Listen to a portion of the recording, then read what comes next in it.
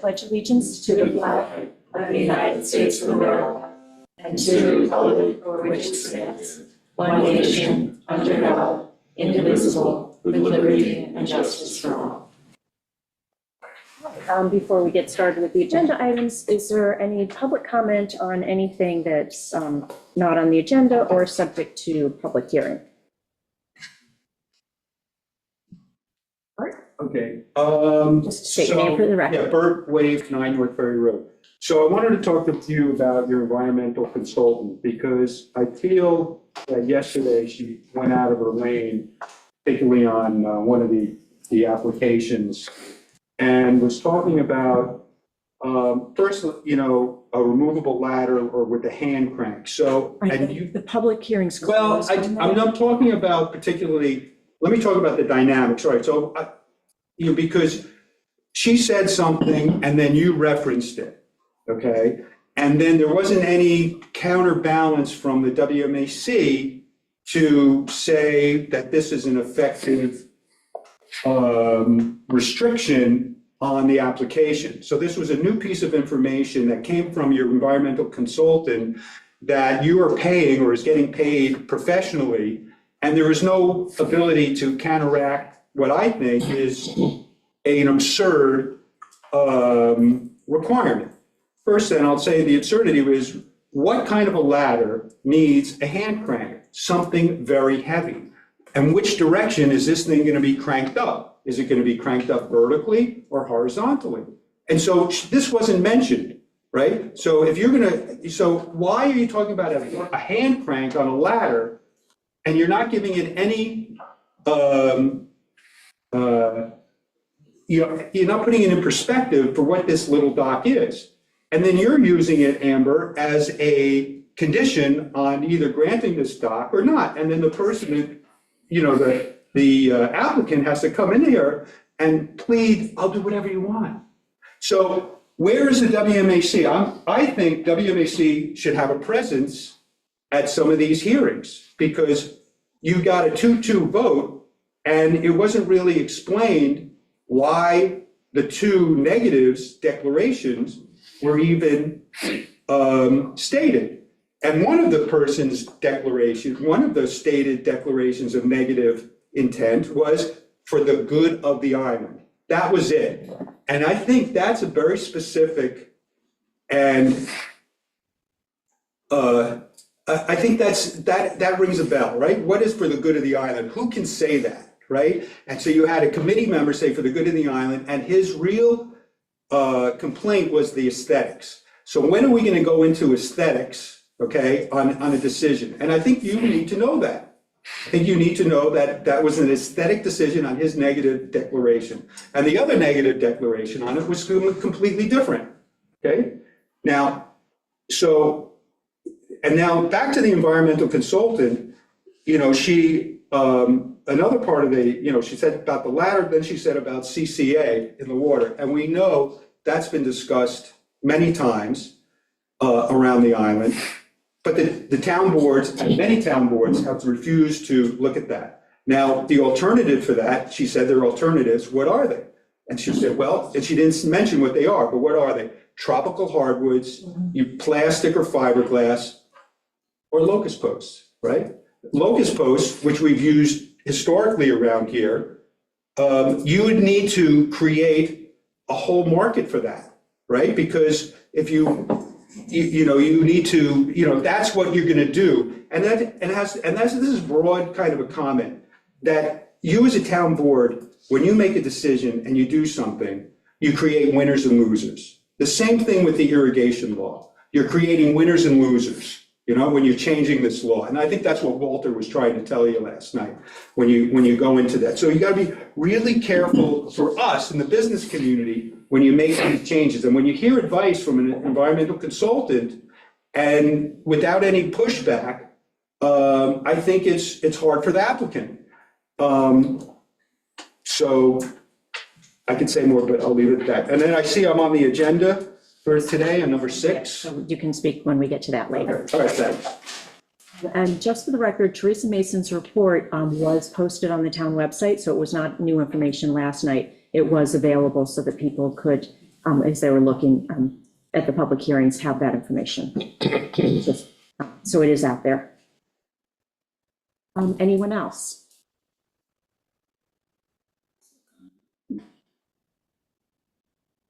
Okay.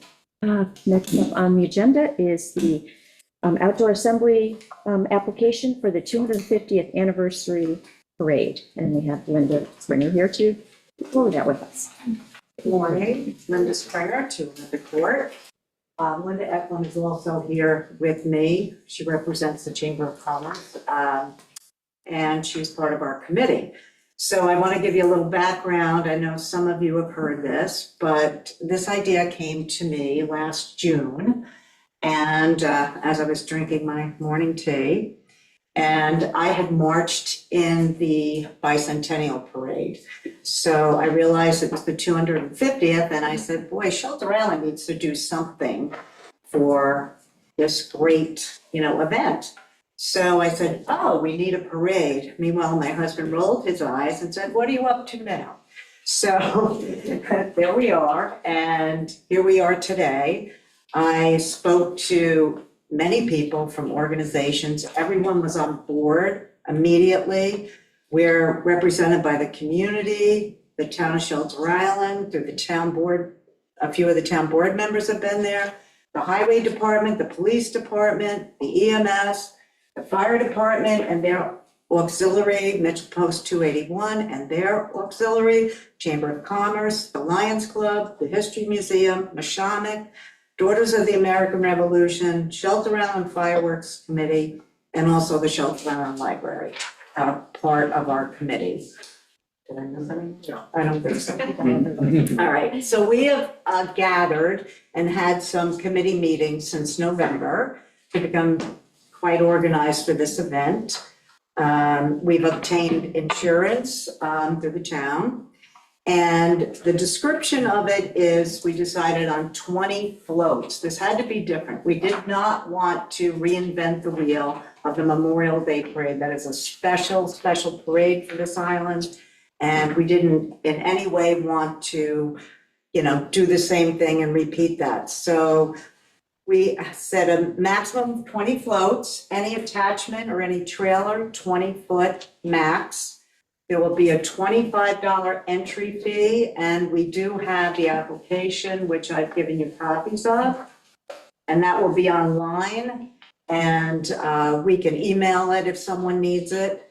And the chamber has said that they would advertise it for us, and everyone else can do the same.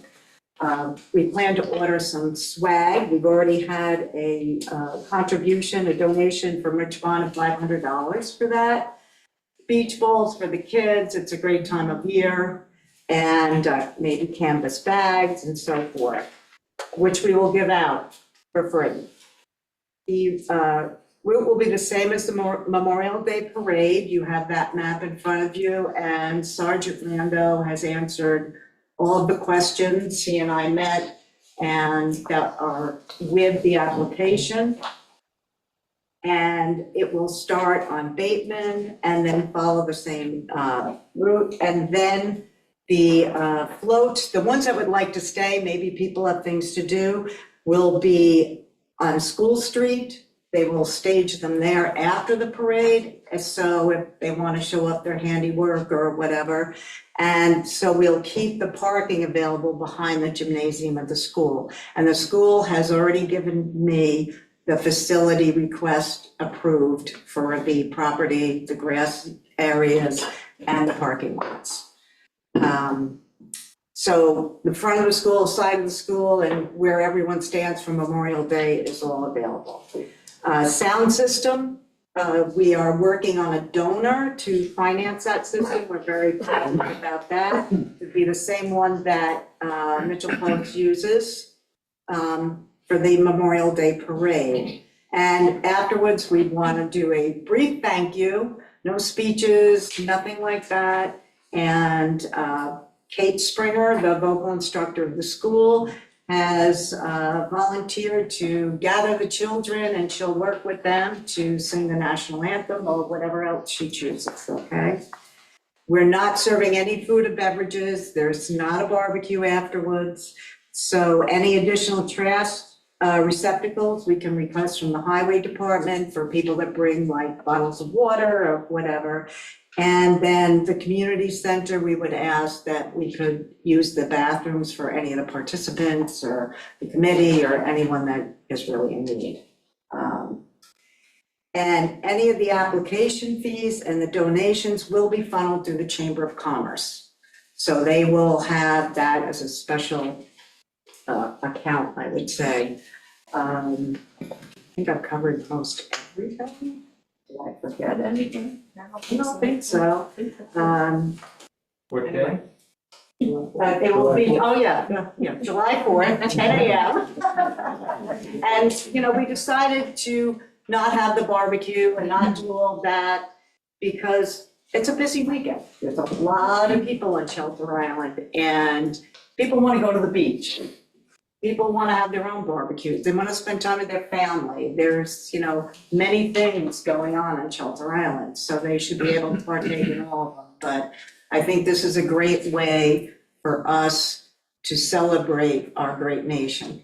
And so I'm asking for your approval to move forward with my committee. They are all very eager to do this and I don't know what else I can say. Any question? I just want to clarify that a float can kind of be anything. We were saying, like, if you want to decorate your gem car, or if you have something that you tow behind your bicycle that you want to decorate, you can be creative with it. There is just a size limit. It can't be like an 18-wheeler, you know, there's a length limit, but get creative. It can kind of be whatever you want. You can also get together a group of people and you can march. You don't have to have a float. It's, you know, kind of whatever you want to do. We're just trying to have fun with it. Thank you. Any questions from the board? Any questions from the public? Anyone on Zoom? Okay. We may have a special meeting after the work session next week, so the potential to approve it could happen next week, just so that the group can get moving with advertising and things like that. Does anyone see any issues with that or with approval? No. Okay. Okay. And if there is a question in between, you know how to contact me. Yeah. Well, thank you. I look forward to your approval. Thank you, Linda. Thank you very much.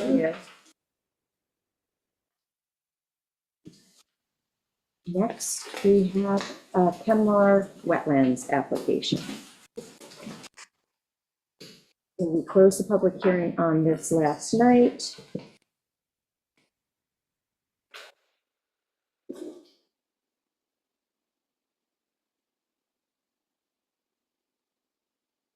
One of the things that I noticed in the, you know, this not amended wetlands application, but resubmitted wetlands application is that there isn't anything that just talks to the first floor, saying demolition and reconstructing the first floor in place. So I think when we work on the resolution, we need to incorporate that. Rick, will you be working on this, or will this get flipped over to Thomas? I'll talk to Thomas. I mean, I was here, so it'd be better for me to do it, but I'll discuss that with him. Okay. When do you need when will you want the resolution by? It depends on how the rest of this discussion goes, but potentially next week. Okay. I know this applicant has been waiting on delays last year, as well as snowstorms this year that kept pushing things. All right, so how do we feel about this? And what restrictions would we want to put in there? Were there any restrictions that were contemplated on the first approval? Yes, I have that resolution, and just look at the resolved section.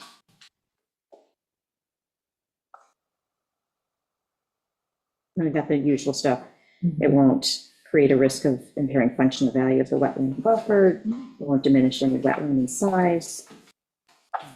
I know he spoke to adding like more grasses in the front. I'm assuming that that's included in the plans. Yeah. I would just say a condition should be that the deck that was removed cannot be replaced. Yes. Yeah, So, reasonable. We've already agreed to that. yeah, and I believe that was part of the original. Yeah, actually, I just found the rest of Okay. the conditions. A continuous line of trenched in wire back silt screen. Disturbed portions of the vegetative buffer will be restored to native vegetation. How big is the vegetative buffer that we're going to ask for? Oh, yeah, how much was it in the first time it was approved? Was not anything that was specified in the vegetative buffer as far It as, shows 25 feet on the plan, Okay. but that's the bottom of the bank to the top of the bank. It's pretty much 25 feet from the wetlands delineation up. yeah, there was, proposed native planting plan Mm-hmm. that was required to be followed.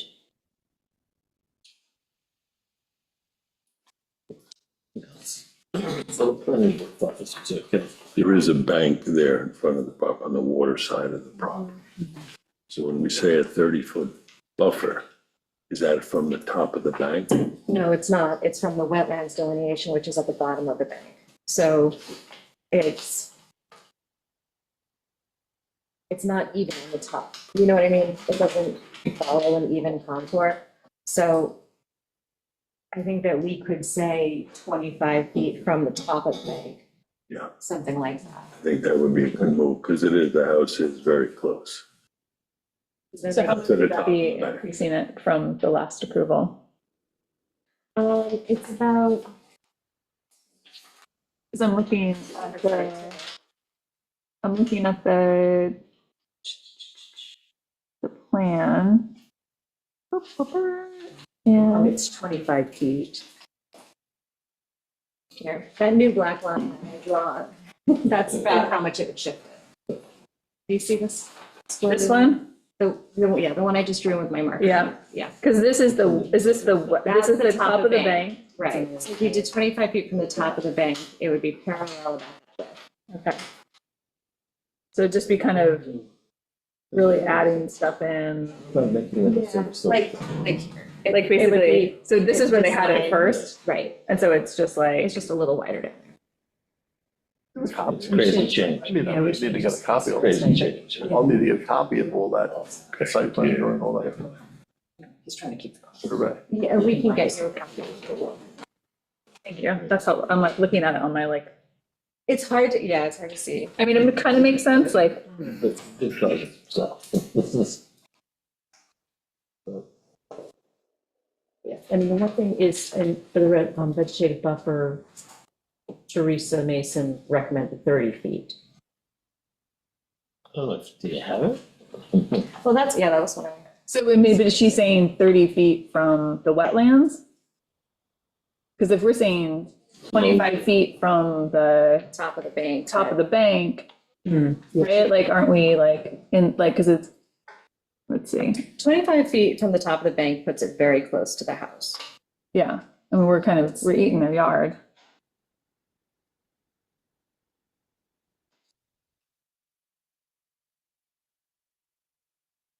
You were saying 30 feet from the wetlands line. Right. So is 30 feet from the wetlands line less? Yes. Yeah. Then I would be in favor of that. Yeah, because 25 feet puts it Mhm. maybe Yeah. 6 feet off the house. I mean, she seems very conservative with this, so she's, So what are we talking about? 30-foot buffer? Yeah. From the wetland? from the wetlands. But does that reduce it then? So, yeah, so if we did a 30-foot buffer from the wetlands line, it's the pink line. Mhm. If we did 25 feet from the top of edge of bank, it's this green line. So it's either this line or it's this straight line. Yeah. This is the one, yeah. Yeah, and we normally specify from the wetland. Yeah. Right, it's usually Yeah. from the wetlands. Yeah. That's fair enough. Oh, 30 feet from the wetlands? And that will require a revised vegetative buffer plan.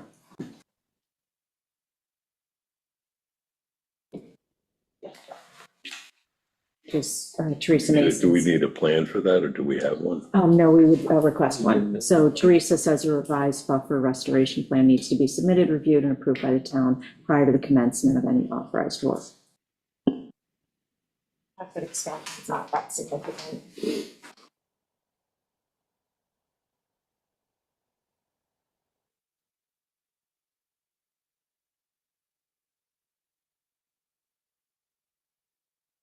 And she had a total of 22 items in her, which are, I think, just generally all of our usual ones. The buffer will be restored in a manner consistent with the assemblage of characteristic native species, shrub, tree, or ground covering, may be cut, removed, or otherwise altered within the covenant wetland. But we haven't been doing coveted wetland areas. Like staging outside the wetlands area, all that good stuff. Yeah. No storage, overwintering within the wetlands. No tree may be cut or removed, or number 4. I mean, that's kind of really what stabilizes that bank. There are larger caliber trees that are coming out of the bank right at the top, and that.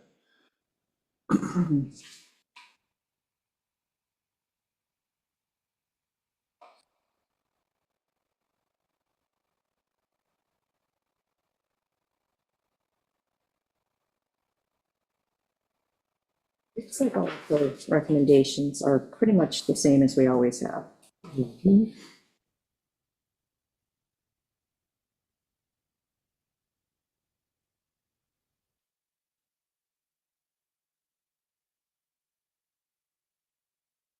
We put in our typical low flow pump. We can.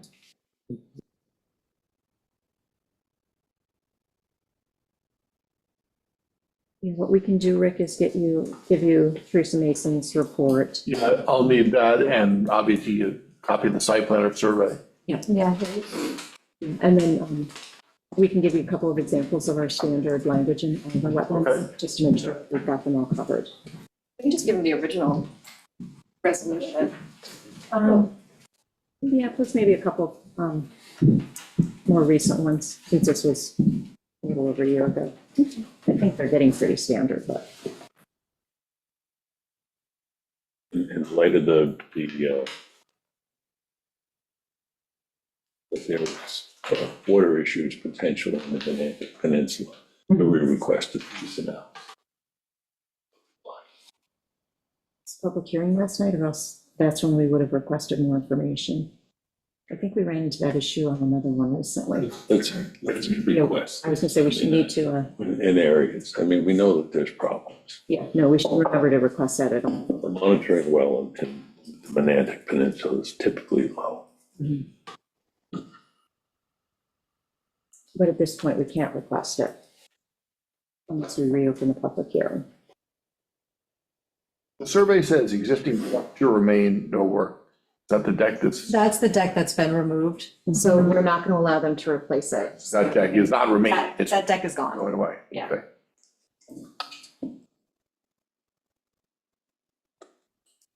Shelby, can you add that to your list when we do get it, new wetlands applications about these analyses?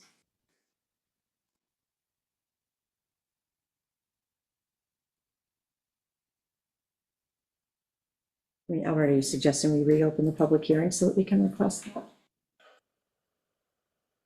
Whatever the board wants. Yeah. I think that's important, and I think it should be a part of wetlands applications when they fall in given areas, definitely. What's the thing you're talking about? Thief analysis, Oh, what? thief analysis, Oh, what is it? depletion from well water and salt water Oh. intrusion, drought conditions and whatnot. We have to reopen the hearing to request it. Yeah. You're saying reopen? Yeah. It seems extreme. I'm loath Is to. there any other way to do it? Not once we close the public hearing. Yeah. Did you, was it requested the first time? Hmm.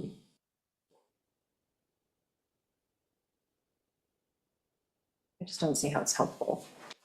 I mean, either they're gonna live in their house and have a well, or they're not. I mean, it's, Yeah. It's just. Either way, they know that they're in a sensitive area, so one would hope that they behave accordingly with their water usage. Well, the idea of putting a low flow pump in. yeah, Yeah. That's that's fine. mitigating That's factor for fine. that, Yeah.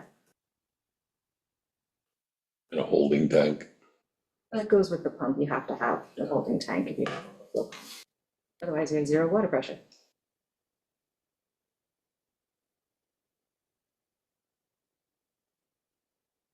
Any other items?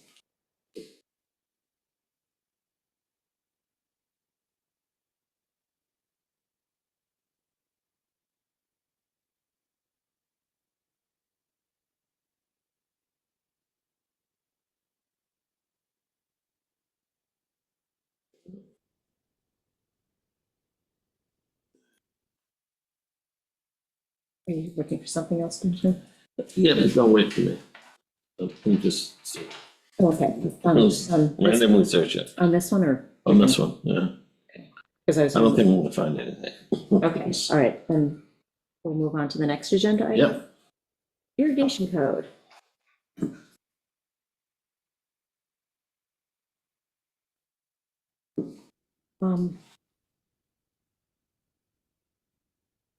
My question is, we started with wanting to do just a couple of changes to bring in the drip irrigation. And then seems like I mean, we know we need to fix this code. So do we try and fix just the drip irrigation, or do we just fix the whole code while we're at it? Since we got comments on the whole code and there were parts that kind of got dragged in because of the way things are written. I guess the If- question, Yeah. keep going. It just feels a little premature that we're not quite where we should be on this. I don't know if that means we should wait to do the whole thing, but I think certainly more work needs to be done on this. Definitely, yeah, definitely. I think it needs to go back to subcommittee to work on this, So unless my, we want to pick it up, but I don't think we do. I feel like it's more productive in a subcommittee. That's fine. I guess my question is, do we want to permit drip irrigation At all. at all? That's my question. I mean, I think if we were. I mean, I actually agree with you, Benjamin. I don't necessarily think that we need to permit drip irrigation. But because it was in the code, we were coming up with all of these problems because it's vague, it doesn't make sense. And so we were trying to either you do it or you don't, right? So that was the question that the board needed to answer, because the subcommittee really can't answer that. I mean, That's true. I think if we were even to contemplate it, I would say near shore only, but also it seems, from my limited understanding, that it's the most environmentally friendly way to do it rather than like a sprinkler. And so it just feels a little punitive to like be asking folks for like a $50 permit to do something that we're trying to get them to, you know what I mean? I would like think opposite seas and just be like if we want to steer folks away from other irrigation practices that we don't want them to do, that's where we would put like the permitting and the regulation, but not in drips if that's what we're trying to do. I would be fine with no, not at all. But if, I would be open to talking about it in environmentally sensitive areas, but I think this is a little heavy, it's a little heavy-handed, and I'm fine with just, I agree with you. Near shore overlay, we should maybe have a conversation about that. But also, I'm not sure why we're charging people $50 to do this. Because it takes It takes time. time, it takes manpower, and that's Yeah. expensive. That's People are true. expensive, that's the only reason. Because someone So if back we're there not doing has it, to we're monitor supposed it. to charge for it. Well, some people say, don't already pay for this by taxes. It's weird. We need them to do this, or we want them to do this. yeah. And we're asking them to pay for it. So, I don't know. I would be fine with Yeah. And what are we talking about? How many, if we, especially if we limit it to the near shore overlay, we're not talking about a lot of people.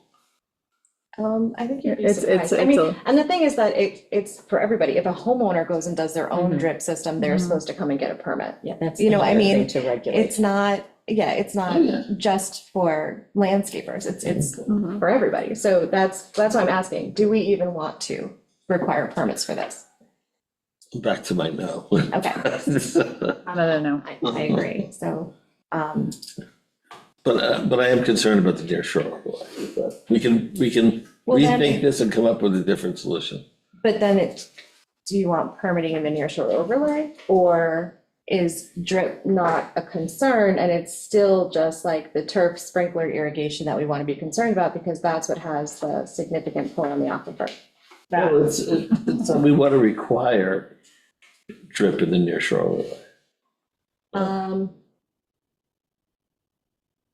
Or do, Well, I mean, okay, so as it is, you can't have a new turf irrigation system unless you have a cistern, Mhm. Yeah. right? So we either have grandfathered turf irrigation systems with the sprinkler heads, and those grandfathered ones are well drawn, right? And then any new system that's been put in has to be cistern.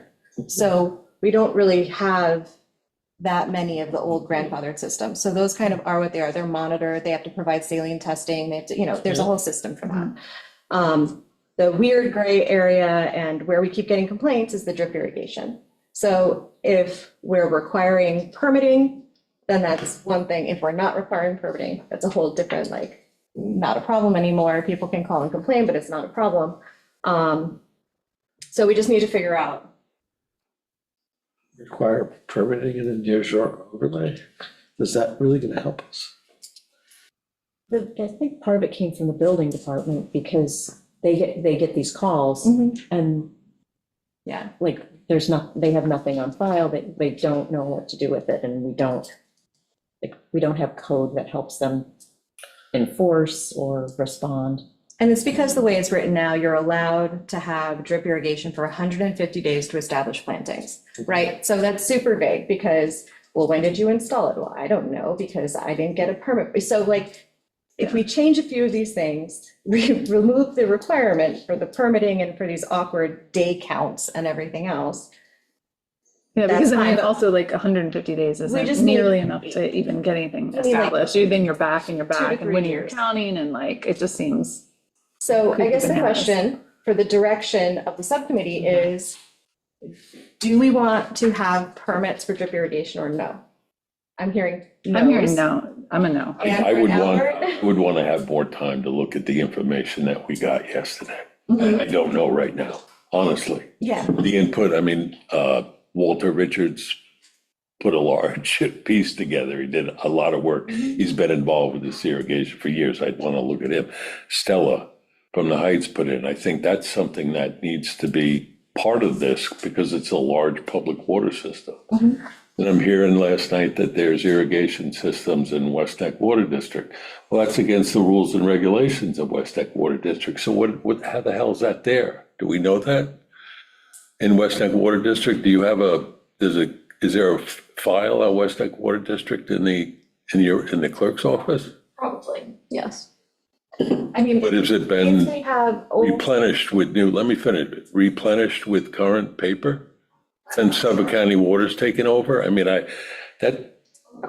so, that's a question that, right there, I'd like to get answered. I mean, it's a town asset. The town owns West Neck Water District, not Suffolk County Water Authority. They manage it. We should have copies they put in 2 new wells. We should have copies of the permitting, the water testing results that for come out of West Neck Water that. District or for irrigation systems? No, I'm just talking about, because I'm off on Oh, West Neck, and I think Stella in West Neck Water District, I should be involved in the task, especially Stella. It's the largest water district on Chiltern, public water. Her input, I want to go through her notes, Walter's notes, and just input that people gave last night. I don't know where I stand right now, to be honest. That's I fine. want more time to look at it. I can't just, No. And it's kind of close to what I said, which is it just feels premature. Like we need to look at this information and look at the science and see the new information we got. But what do we do until then? Right, Right, people are planning, right. The subcommittee needs direction, which is why we're here. yeah. So, I mean, I think that's like, if we send it back to subcommittee, I mean, what I would love to do is, I hear you on the like wanting time to do this, but I almost think that if we send it back, we should have a goal for when we're gonna pick it back up, just so it doesn't like linger forever. You know, so that would be like my take on it. Like if we're gonna send it back and, you know, maybe a few of us are leaning towards, you know, no permitting on the drip. But, you know, what is our ETA to send it back, that we want to hear back from them to take it up? You know, and I guess I would say, Albert, like, what do you think is an appropriate time for you to kind of like, you know what I mean? Like what feels right? Do you want a couple weeks? Do you want a month? Do you want, you know what I mean? Like, what are we talking, just so that we have like a goalpost for like, okay, this is when we want it back on the agenda. This feels like a sufficient amount of time to look into. You know, I want to move it forward in an Yeah. expeditious fashion, but I can't give a timeline, really, what, Liz? I mean, we've been, whatever, Well, we give a target, and we can move the you target. know, move it along, yes. I mean, there's lots of things that we need to get to, right? I mean, I don't want to delay it. All right. I'm not going to be held to a timeline, that's all. What do I was just asking what you thought would be, you know. I don't know, it's a time to review the material. All right. And I want, just throwing out there, I want to prioritize comp plan comments from all of us, myself included. So if I was going to look at what's next on my list, I want to get those comp plan comments finished up and then go back and look at irrigation. Because I'm a little bit with you, I need time to digest everything that we heard and received yesterday. So I would need a couple of weeks. That's fine. I don't think this is gonna take that long. Yeah. So who was on the subcommittee? You and? It was me, Reed, Mary Ellen, member of the WAC, Sean Davy. Was there another town board member? No, I couldn't remember if it was No. Gordon or Albert or, It might have been Gordon. But it's just been me. Who else? There were other people I can't remember right now. I think Lisa Shaw, yeah. And Peter Grant. There we go. Do we have anybody from like local business? How about the Heights? Should we have somebody from the Heights? Well, Should we have Stella? I mean, I we were don't, trying to do it as an internal working group. Mhm. So we kept it, you know, Lisa Shaw was West Neck Water District. Peter and Sean are Water Advisory Committee, and then Reed and Mary Ellen, Building Department, so they deal with it. And then we would reach out and ask people to come in and talk to us. So we had a Okay. meeting with all the landscapers, and we Okay. had a meeting with some of the irrigation specialists. We had a member of the Suffolk County irrigation certification team come and talk to us. So we've been calling people and having them come in and speak to us. I would just want to make sure that Yeah. we're like including, you know, our local We did, folks in. we did. Just so we're getting like practical on the Yes. ground feedback for some of this. Yes, we had a few meetings with them. I like the idea of keeping it an internal working group, but you can request people to come in and Yeah, speak to the group that's to what get we've been information. doing. So we can incorporate Stella in that fashion. Right. Or somebody from the Heights. yeah, whomever, but somebody. Yeah. It just works more efficiently. Yes. And we don't Yeah. need a clerk, we don't need, you Mhm. know.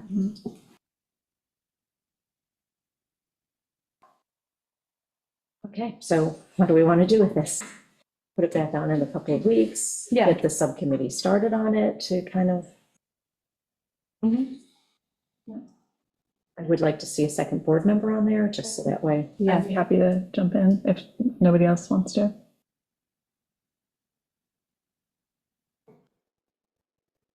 Sounds like a plan. So put it back on in a couple of weeks? Yeah, Yeah. I'll let you know when it's ready. Okay, so you're gonna have the subcommittee get back together? Yeah. Okay, that's what I was asking. Oh, okay. Which order of operation Yeah, there? so Yeah, the subcommittee back together, we'll do a revision and we'll get back to you. Good to me.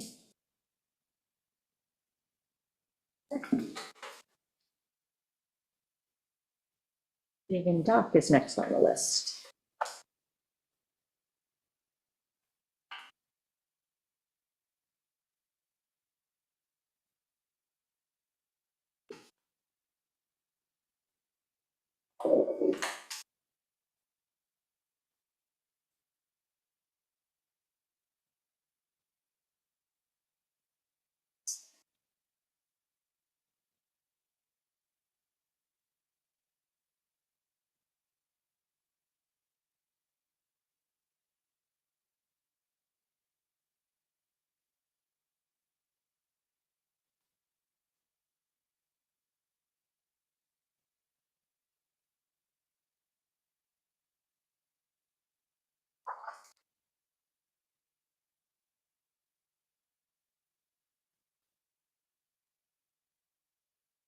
So what do we want to do with this?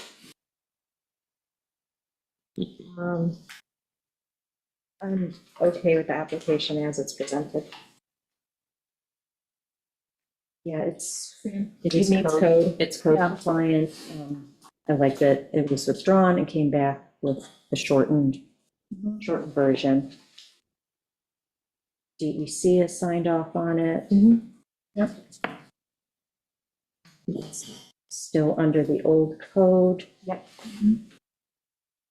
What about Teresa's suggestion? Yeah, that's what I was just looking to see, all the different comments. I don't think that we have required anyone else to swap out CCA. No, we haven't. I don't have. I have a problem asking people to cut down the rainforest so that they can have a dog. Because that's what the green card is, it's rainforest, I'm Yeah. not okay with that, Yeah, so. yeah, and then also just the transporting that all the way here. Yeah, it just doesn't seem environmentally friendly in the long run. Yeah, carbon footprint Yeah. starts to get bigger. How do we feel about the retractable steps ladder? I mean, Is it really gonna make a difference? yeah, I feel like if there's inclement weather, or we know we're getting ice, people are gonna wanna remove their stairs so that they don't get torn off, so I Yeah. think that it'll self-regulate. Yeah. And I don't know that we necessarily want a crank that then brings the stairs up so that they're in the line of sight and you have this now visual obstruction. So, Mhm. So I'm gathering that we're moving forward with approving the dock application. I'm, That's yes. where I'm at. yeah, because Yeah. it I'm is, opposed to it. I just don't think it's a place for a dock whatsoever. It's kind of it is a bucolic view. And in our comprehensive plan, it states the protection of scenic views. Roadside views and scenic vistas, and that's one of them, I think. We have, the CPF have purchased Turcom's Rest right across the street, right on the other side of the mouth of the creek. Connects with Fresh Pond. There's an estuary right there. There's a pipe that comes under Midway Road. It's kind of a breeding ground of marine life, right there, right opposite the dock that comes out. The Tuttle Needham property, the CPF purchased on the east side of the creek. I mean, this is an area that really needs to be protected. I think it'd be a damn shame and a crime to allow a dock, 100-foot dock, to go in that location. I really do. I know the owner, Mr. Fagan, said that there's docks down there. Yes, there is. There's a dock right next door to their house. But I believe that that's really the only dock, private dock, that exists on the creek. Otherwise, we had the police dock that was put there because we were paying the boatyard to keep the police boat there, but we put it at the town landing, saved the residents money, keep the police boat there, so there's a presence in that area of the island. So the water conditions where the police boat is are very different than where this We- dock is proposed to We go. dredged down to that point, and the rest of it is, as Mrs. Fagan said, it's silty. At low tide, it's land. There is a town landing, and we made accommodation that Bayman can keep their boat tied there in the off-season. So yes, there is a boat there. There's a sailboat there, and not to be a buzzkill, but that sailboat had broken loose during the ice storm, was from a different, not from Shelter Island. And the gentleman lost his life trying to save the boat. So it's sitting there until next of kin can take the boat away. It's not just an arbitrary sailboat there. There's a reason why it's tied up there. So at any rate, I just don't think that this is a place for a dock. I'm of the belief that because you have waterfront property, there is case law that states that there are reasons why you don't get a dock. You don't get a dock just because you own waterfront property. There is case law against that. And I just think that this needs to be protected for Shelter Island. I'm with Albert on this. I'm sympathetic to the Fagan's request, but I don't think this is a place for a dock. I know the area very well, and low tide, it's a mud field. So, it doesn't sit well with me, but, I think the recent DEC notice that we received over at Daniel Lord Road with the, the trampling of the wetlands there, I feel like this is a more environmentally correct approach to not traipsing through. The homeowner's entitled to launch their kayaks from their property, and this will do so in a better fashion. I don't think homeowners are entitled to having a dock. I think there's case law that proves that. There is that riparian rights can be argument. satisfied by mooring. Yeah. So that it doesn't mean you get a dock. Right. That does not mean that.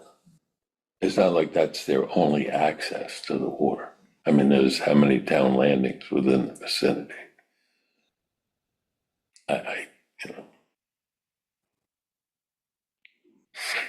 And right on the beach in front, Wade's Beach, you can get a permit to put your kayak and launch it from the beach. But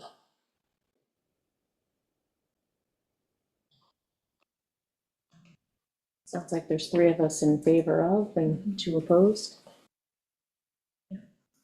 sounds like it.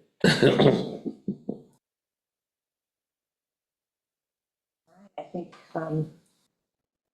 we will write it up for approval then, and It is a kayak dock. No Yeah. motorized vessels yes, are to be tied up, yes, I was even gonna say- visitors. No motorized vessels on this dock. yes, I was gonna say we need to put that in. I mean, it's in the DEC, but we want to highlight it in ours. And that was part of the testimony. Yes. Yep, and it's in the DEC. Approval. I think that was it as far as conditions go. Just, you can confirm that there's no utilities, no lighting, no water, no electric. Yep. Yeah.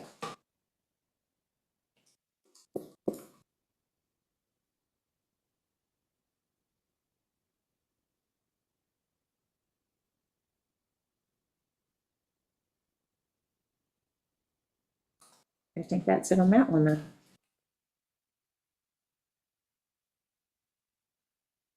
Long road. What? That was a long road. Yes, it was for the applicant as well. Right, next, we have business on town property, Eeltown Oysters.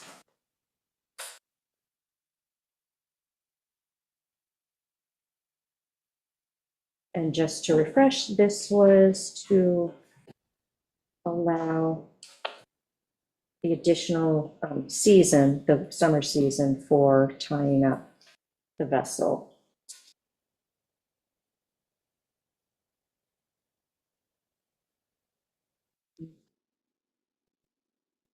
Outside of the off-season. Yes, yeah, so this would be for this, I'm just looking for For the this. summer season. The summer season, from June 15th to September 15th. That's what I'm looking for, the dates. And this is still the Grace's Lane, Jillhead.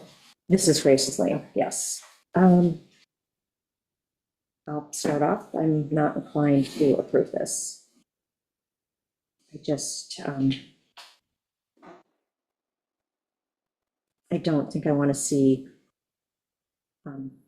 that space taken during the summer season. I agree. I think it's a busy area in the summer. There's a lot of kids, there's a lot of beach activity and that inlet. I think there's a reason why we wrote the code the way we did for that area. So I'd like to stick with that. I think the off-season is fine. I'm not okay with the season. So I'm with you guys. What is the alternative contemplated? The applicant already has existing space and use with the stake and pulley mooring over in the Daniel Ward Road area. The applicant's also said he would consider applying it on Locust Basin.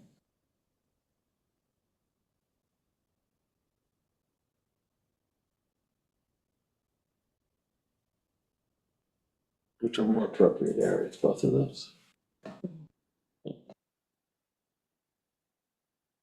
Any other comments? We have 3 no's, so. I'm not in favor of it as Okay. already expressed Mhm. previously. Okay. All right, we will write that up. Actually, Shelby, I'm trying to remember, I guess to go back to like whether or not we do a formal resolution of declination. You can look, go back in time to I don't that, remember. there was that bag company that wanted to sell down at yeah. Pleasant Beach. You can look to see a few years ago whether or not he did something. It was gold number 8. Is that unanimous? Or did Liz vote yes? Yeah, she hasn't. I'm like, Shake your head. I'm contemplating. I think that there is like more, I think we should look at it more. I feel like I don't know enough about the dockings and the moorings to weigh in. I'm inclined to try to make it work for someone that's in business, but it doesn't matter because there's already 4 no's, so. Unless you want to try and convince us otherwise. I guess that's the thing is like, in fairness, I don't think I know enough about the different mooring locations to really weigh in, but I did want to talk. You know what, you just said something that triggered something with me. That you'd want to look more at this in terms of business. You're the president of the Chamber of Commerce, aren't you? I am not. I was acting president for a couple of months. Yeah. Okay, all right, so Yeah. you're, okay. all right. I'm like I'm serving thinking, as a wait a minute, there's liaison. kind of a conflict, right? Actually, I'm glad you brought that up. Like the ethics board did look into it and decided that it wasn't. I'm happy to share that opinion. Okay, Everybody? all right, I did not realize that. Yeah. You had stepped away, okay. And when Linda and Linda were here, I mean, there is accommodation that's been made to Eeltown oysters. I mean, some years ago, they were allowed to put a float on a mooring, which is in our code that you can't have a float on a mooring, and it's still in the code. They were given a float to use for their business, and they could tie up a boat to the float, Okay. which is not allowed. And the dock is available at Daniel Lord to tie up to go ashore, or do whatever has to be done to support the business. I don't know. So I they hear you. have that place, that space, they have that ability and use of that area for their business.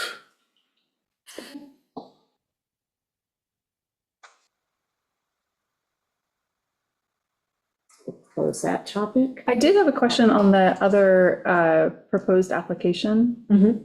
Like, I know we never, We didn't have a formal application unless Shepherd's received one. well, I know because we told them that we wouldn't contemplate it. her to submit one. So I just feel like, I do feel like we should at least, you know, Right, bring yeah, it 'cause, forward for discussion. Because it's not prohibited in the town code. So she should at least be able to, I mean, if she brings it to the board and this board decides, no, we're not gonna do it, Mhm. that's one thing, but I just feel like she, you know, Mhm. Yeah, we historically have not entertained the sale of goods. Goal number 8, was it? Yeah. Was turned down a number of years ago. And the board discussion at the time was that we didn't want to have retail, like services and food, ice cream, the food truck, we did allow at the beaches. And I always thought of like the retail aspect, like if someone gets a massage and then they decide to buy, the oil that was used, like that's where the retail piece may come in, but it was ancillary to the service that was being provided. But unless the board, some new board members, I think you were probably on the board when we had that discussion years ago about not wanting to introduce, retail down at Crescent Beach or at Wade's. But I'm not opposed to it. And I either feel like if the board doesn't want to take up retail, then we should like update the code. But if the code is not, prohibiting it, then it just seems like subjective to say, well, you can do it, but you can't, like that's kind of my point of view on it. But I hear what you're saying, but I just feel like I'd love to have that discussion. Yeah, I mean, sort of like, oh, flowers are nice, but then do we want T-shirts and visors and sunglasses? And I think, like I said, I think we either need to have that discussion and update I just feel like it doesn't seem fair to the business for it to be like subjective of just like, well, you can sell massage oil, but you can't sell, you can sell ice cream, but you can't sell flour, it's like, we should I think it should either be yes, or it should be no, or we should put some guidelines in around that, but. Yeah, historically, what we had talked about was limiting the number of businesses on the beach, because it's a beach. People should be able to go and relax and enjoy and not be harassed and heckled, but people wanting them to buy things. But also, it also didn't really seem fair for the town to be giving essentially free rent to businesses that would be competing with brick and mortars. So we have a tendency to give priority to the brick and mortar businesses. So like the Islander has the food truck that kind of, it works in conjunction with their business. So,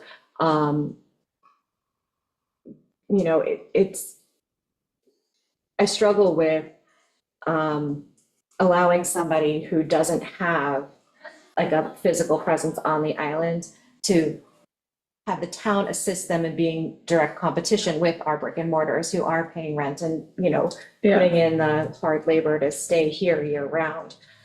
So, I think it's one thing if you have a brick and mortar who wants to try to put in the extra effort, and, expand their business that way, but I have trouble having a business that's only going to be here for July and August to get essentially free support from the town to go and do their thing and compete with local businesses who are trying. I hear that. Like, So, and I like, think that's- it's like, and if that's the case, then like maybe we just need to clean up the code and like memorialize that, but I think that it's like the way, like I said, if you were just to read it, it just feels like, oh, you could, and then it's just like subjective from there. Like that's the, that's the issue that I have. I want it to be like clear, like summer is when so many businesses make a lot of money on the island. Like that's just how it is, right? And so like, let's make a clear path for them to just be like, hey, you can do this. This is, this is what works. This is what doesn't work.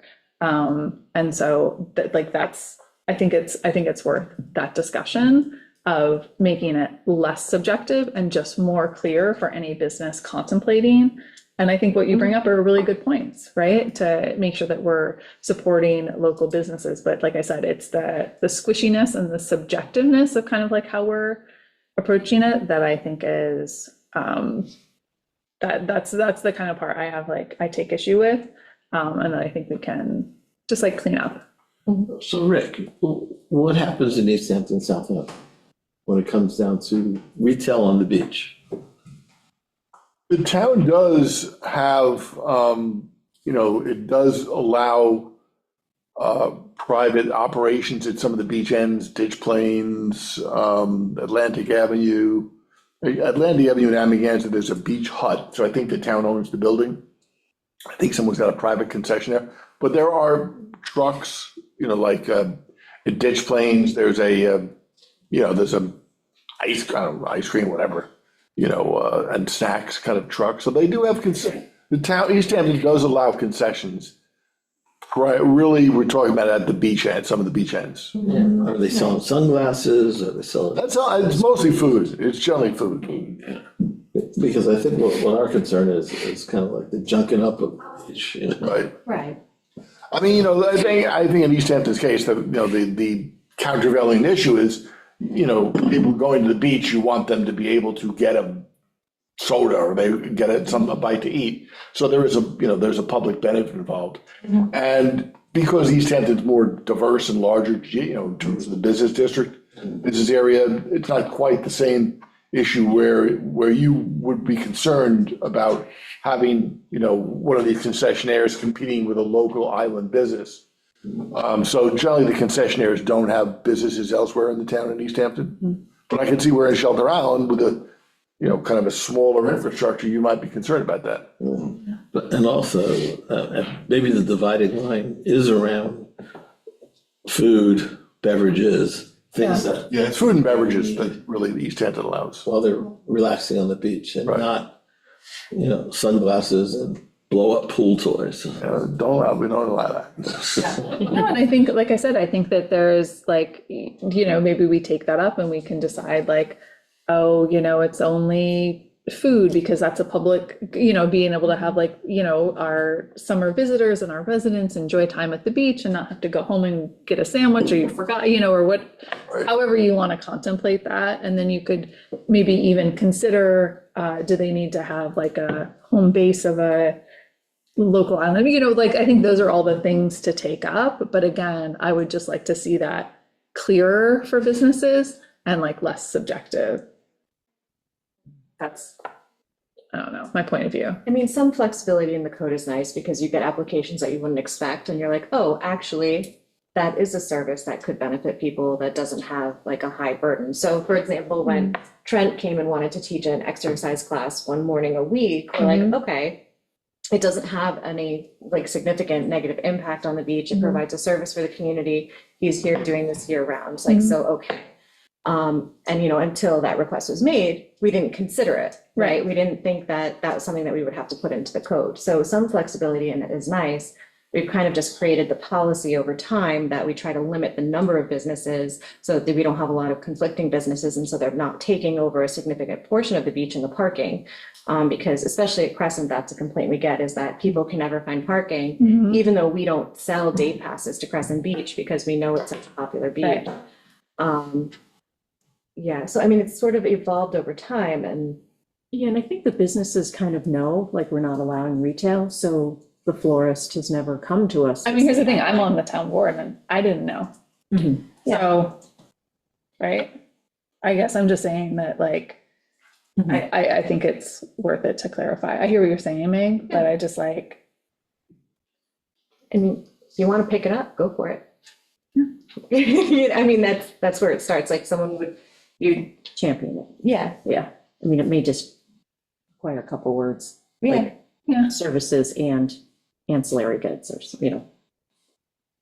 whatever word works best. It could be a simple fix. Did you say something? Sure. Yeah, perfect. Well, I heard the decision, which is, You haven't seen the last of me. I'm not gonna take it as a complete rejection. I don't think anybody was worried about that, Bert. So I'll be back, but, and Albert, I wanna, thank the town for the consideration that you do give Hilltown Oysters with the float in Daniel Lloyd Road. It is helpful. My plan was to remove that, but that's fine. I was, if I was to get the spot down at Grace's Lane. I just want to say that I saw that in the code and I applied for it through that, but my real push is to for Bayman to have access. And you did buy 7 Cartwright, which is a waterfront piece of property, but Albert, you said you don't want a dock there, so we can't do a Bayman activity there. So I do think that Dickerson does have a historical use of Bayman. It's on the list of the county to be dredged. It's which is a huge win for the island.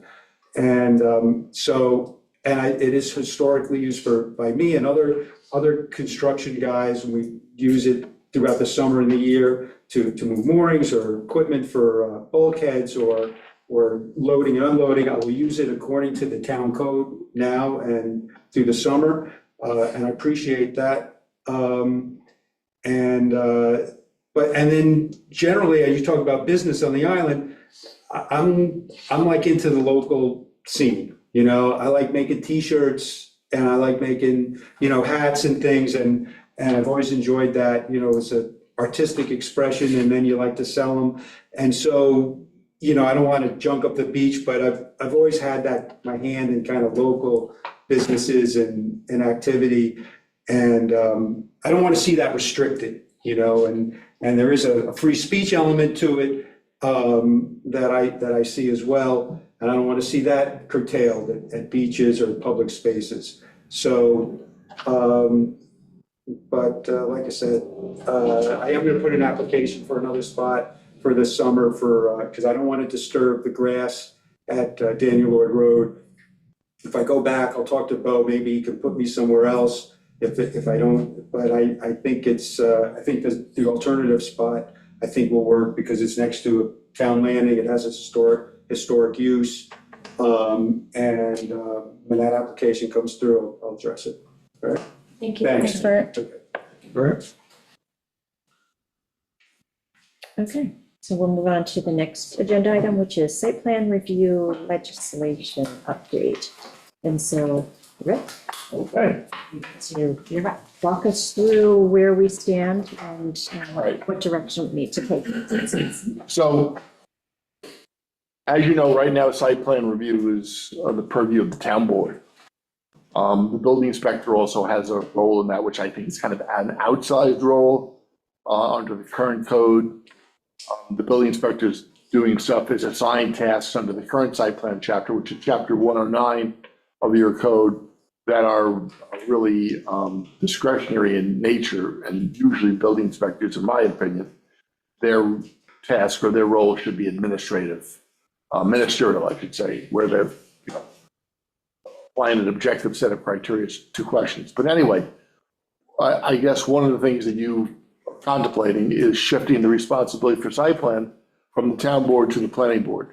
So a draft, and I think this was done by a committee, because this was my starting point. There was a draft site plan law done on July 28th of 2025. That was kind of my starting point, that and what's in your code right now.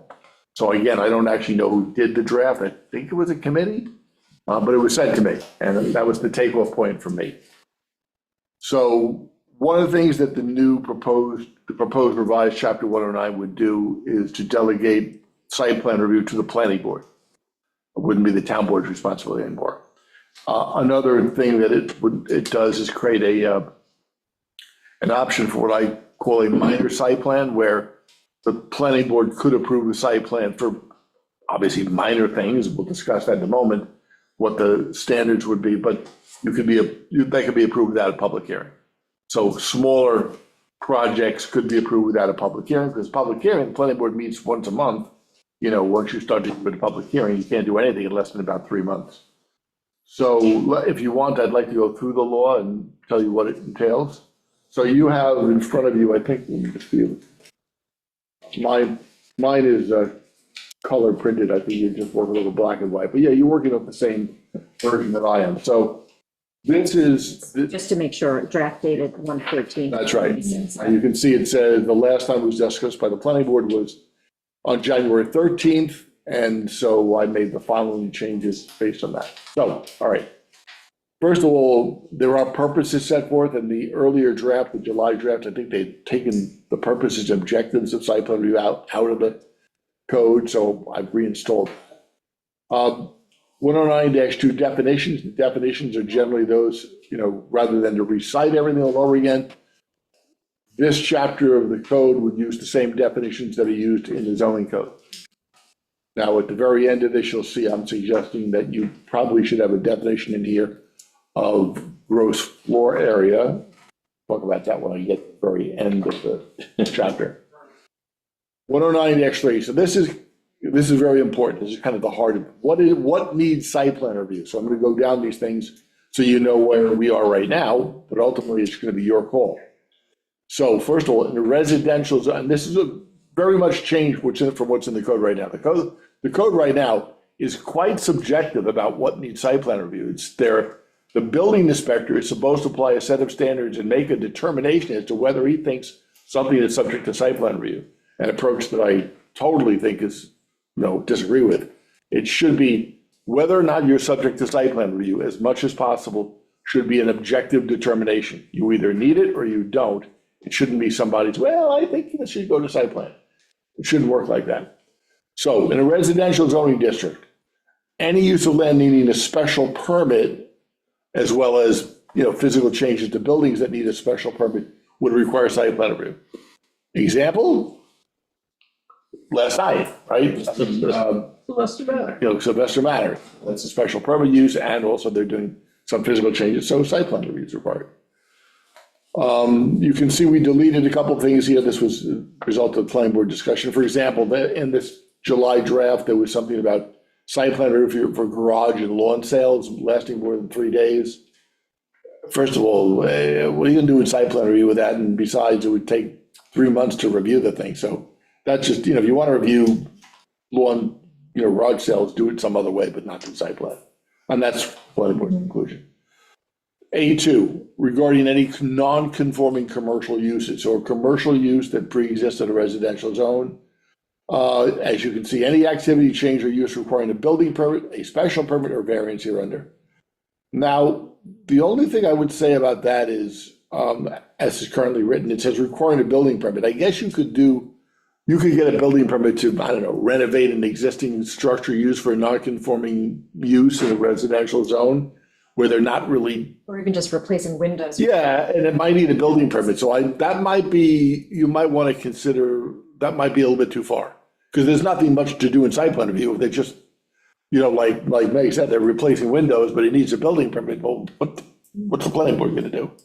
So just think about that we might want to limit that. But basically though, if you're a non-conforming use and you're, you're looking to enlarge it or something, which generally is not easy to do, because enlargement of a non-conforming use needs a use variance, but there may be other things that can go on with a non-conforming use. So if anything's happening with a non-conforming commercial use in a residential zone, site plan review is probably warranted. 3, and this is something that was discussed in the July draft, agricultural buildings, if they're proposing a building more than 500 square feet in gross floor area, it would require a site plan review. I don't think you have too many of those, but should it come up, it would require site plan review above that number. Now, business and restricted business zoning districts, this is where most site plan review will be conducted. So B1 is any activity or land use requiring a building permit for the erection, construction, moving, or enlargement of a building or structure. Now, as you'll note in the next sentence, it doesn't apply to residences or, single family or 2-family residences that happen to be in a business zone. But business isn't a business zone if they're looking to make the building that they use bigger or move it, something like that, then, that's what site plan review, that's That's the most traditional use of the site plan review process. Number two, any change from a category of permitted or special permit use to another category of such use if the change in use increases your site parking requirements. So you could change a use in an existing building, I don't know, from a retail store to a restaurant. I'm just throwing things out there. But it would change, even if you didn't physically change the building externally, you didn't enlarge it, the change of the use might be subject to different, meaning higher parking requirements, meaning you need more parking. Well, okay, so you have the larger parking area. Parking should be subject to site plan review because it implicates things like traffic and traffic flow and all those things. Any use of land requiring a special permit, again, think of Sylvester Manor, or you need a special permit, you're going to be before a board. Now, the only thing I'll say about that is, right now, your special permit review is with the zoning board. So let's say they need something, and I don't know what the example would be. I mean, Sylvester Manor does provide kind of an example. Suppose they were proposing what they got from the zoning board, but without any physical changes. Because you were discussing last night some physical changes to the buildings. But what they were before the zoning board for was special permit to kind of legalize, if you will, the uses that they conduct as an educational or quasi-educational institution. So would you want to send that to the planning board if there's no physical changes? East Hampton Town, and obviously I borrow in part from my knowledge of East Hampton because I'm planning board attorney for there for many years. In East Hampton Town, special permits and site plan review are both the purview of the planning board. So the East Hampton will say, if you need a special permit, it's a special permit use, you go to the planning board. We got to go to the planning board anyway, so it doesn't really matter whether you're making physical changes. The only thing here is if somebody needs a special permit, but they're not physically changing any of the buildings and structures on the property, do they need to go to the planning board? Because what's the planning board going to do? You know what I'm saying? So you might want to pull back on that, because otherwise they have to go to the zoning board for a special permit, but you're going to send them to the planning board. If there's no change in parking requirements and they're not physically altering the structure, it's kind of pointless to send them for site plan review. So so those are a couple things that you might want to consider changing. Number 4, any other change or a physical alteration which increases the occupancy limits of a building or increases site parking requirements. Really, the occupancy limits thing again, it all goes back to parking. If you're making changes that will increase the need for parking, you're going to have to put in additional parking, and the parking should be subject to oversight by a board with some discretionary power. Finally, number 5, clearing and grading at the moment has been deleted. There's a lot of discussion in the planning board about this. And as you can see, it says there was a difference of opinion at the planning board as to whether site plan review should be required for just clearing and grading on business zone properties. So you'll have to discuss that. If you have a business property and someone is not building anything yet, but they want to clear the site or regrade the site, when and to what degree do you want that to be subject to review? Planning board was not clear as to where they stand on that. And then 5, kind of following from what we just discussed above, the construction or expansion of a parking area servicing a commercial property. That should require site plan review. I'll just mention subparagraph C too. I had thrown this in. This is something that's in the East Hampton Town Code. In every zoning district, an activity or use made subject to site plan review is a condition of any permission or approval granted by any local agency. So if the town board or the zoning board or even the planning board was reviewing a particular project and they were concerned that something might happen on that site in the future that the town might want to take a closer look at, you could condition your approval upon site plan approval for something in the future. There was some pushback from this on the planning board, your planning board. In East Hampton, it's rarely used, but it's a tool. I mean, you could have a situation where some kind of particularly difficult use, the zoning board grants a variance for it or something like that, but they want to make sure that in the future, if there's any change, there's a tool for future control if anything changes on the site. So the board could make it a condition of their approval that if you do this or this in the future on the property, where it wouldn't otherwise be required by the code, by your town code, that requires site plan review. It could even be on a residential property. It was a very constrained lot. So my thinking is it's good to have it in there as a tool. It's rarely going to be used, but there's an option. 109-4, this is mostly kind of basic administrative stuff. I'll just skip through there. 109-5, exceptions. The following, the most notable thing here is ordinary repair or maintenance of existing structures and uses does not require site plan review. It's 109-5A. And also you see 109-5B, you don't want to make things difficult to replace old fuel tanks and hazardous material storage facilities. So as long as they're compliant with Article 5 of the Suffolk County Sanitary Code, you don't require site plan review for that. Effect on existing uses, this doesn't apply to lawfully existing structures and uses unless you're doing something to them that triggers site plan review. All right, 109-7, so the site plan review procedure, this is sort of getting more into the meat of it. And I also made some changes from what was in this draft from July. They were mandating preliminary site plan review. A lot of times it's unnecessary and it's an unnecessary step. So preliminary site plan application, an applicant can voluntarily say, before I submit my formal application, I'd like to submit something for kind of a, kind of informal review by the planning board with a lesser requirement. You don't have to submit as much material, just more basic material, and get some feedback before I submit a formal application. I don't know that it's going to be used that often because, my view of preliminary reviews, unless it's a complicated project, is just go to submit the site plan, submit your formal application. But it's there you can see it's where did I say voluntary? The second sentence, the submittal of a preliminary site plan application is discretionary with the applicant.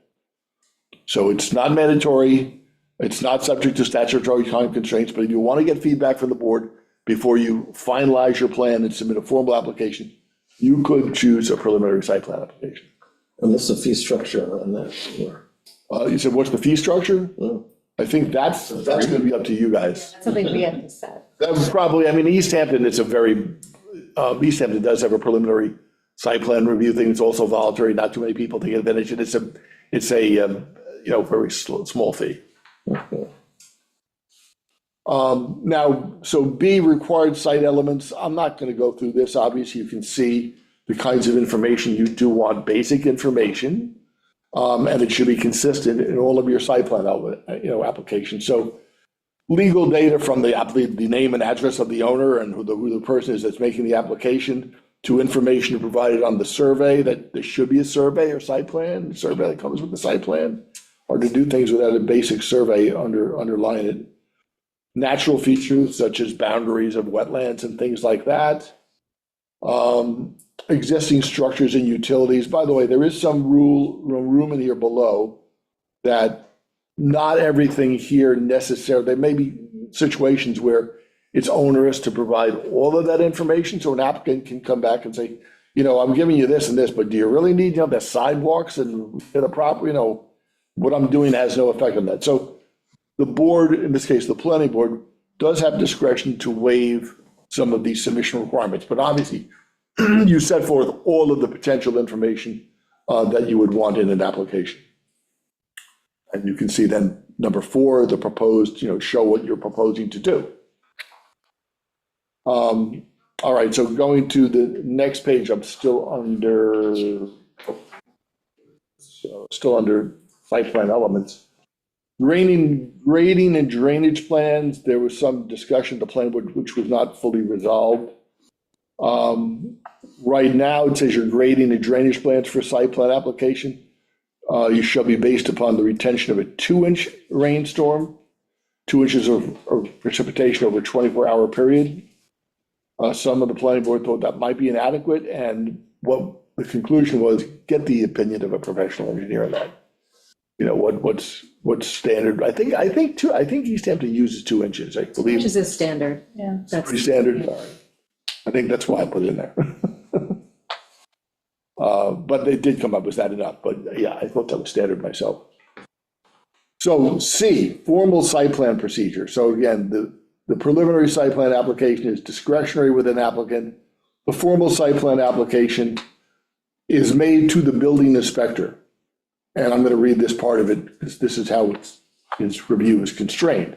The building inspector shall review the same for prima facie completeness, conformity with the New York State Building Code, and conformity with Chapter 133 zoning. So he does have the initial review job.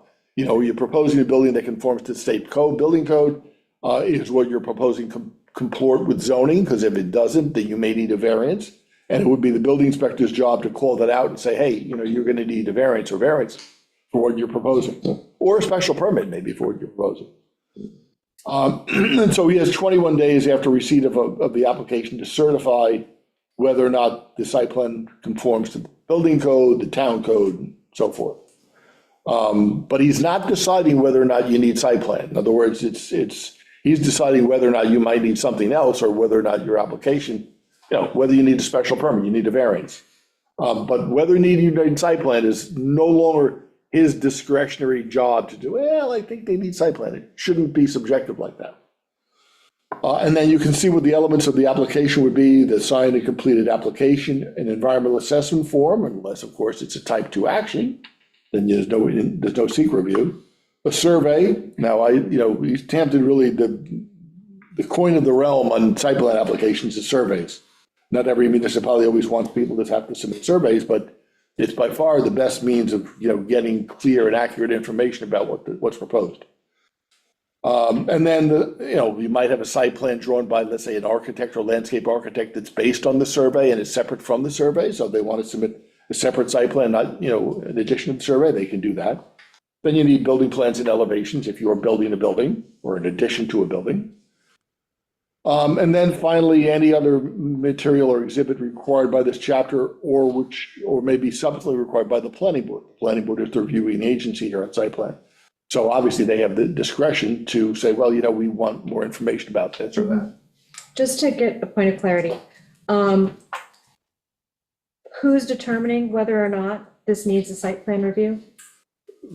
The code itself now is saying that that's Right. 109-3, the applicability. Now, So is it that the building inspector would put that in the denial letter when he does the review of the application?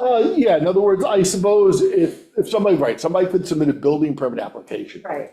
And for something that will need site plan review, but they didn't apply for site plan, the building inspector would be charged with saying, hey, I can't issue you the building permit, you need site plan review. Because it's very unlikely that someone's going to voluntarily put themselves in for site plan review. Like, they're not going to look through the code to be like, do I need site plan review? Usually, the building inspector is the one who catches that when they submit some Right. kind of application. But I think what will happen, particularly in business zones, if somebody's building a building addition or building a new building, they're gonna know pretty soon, hey, I need site plan review. Right. So that'll be standard. Now, if you have something like a situation where you have a building that's historically been retail, but now it's going to be a restaurant, and they're not actually making changes to the building, but it does increase parking, where's the trigger who catches that? So I guess, I don't know whether you would require a building permit for the change of use. Restaurant, usually, the reality is if you're going from retail to a restaurant, usually it's kind of complicated because the health department is involved. It's usually a higher septic flow and all that stuff. But if let's say, for example, you're going from retail to office.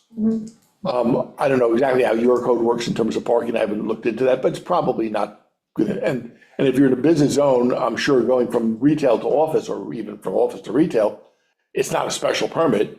So you would be able to do that. You wouldn't need site plan review unless the nature of the use increases your site parking requirements. In East Hampton, retail and office are the same parking requirement, makes life easier. So you can switch between the two. The parking requirement doesn't change. I haven't looked how your code does parking, but so you can be making changes of use to an existing building with no physical changes. And if it doesn't increase your site parking, does not increase your site parking requirements, you don't go to site plan review. Okay. There'd be nothing for the board to review and board to do. Right. What the board gonna do? That makes sense. Okay, so the formal site plan application procedure, as I said, it sets forth what the elements are that you submit. Initial planning board review. So this is D, page I'm on here, I didn't have the pages. But if you're following along, it says, initial planning board review. The planning board shall commence its review of the site plan upon receipt of the building inspector's certification that the application complies with the state building code and with zoning. If the application does need one or more variances from the provisions of your zoning code, then those variances shall be identified in writing by the building inspector.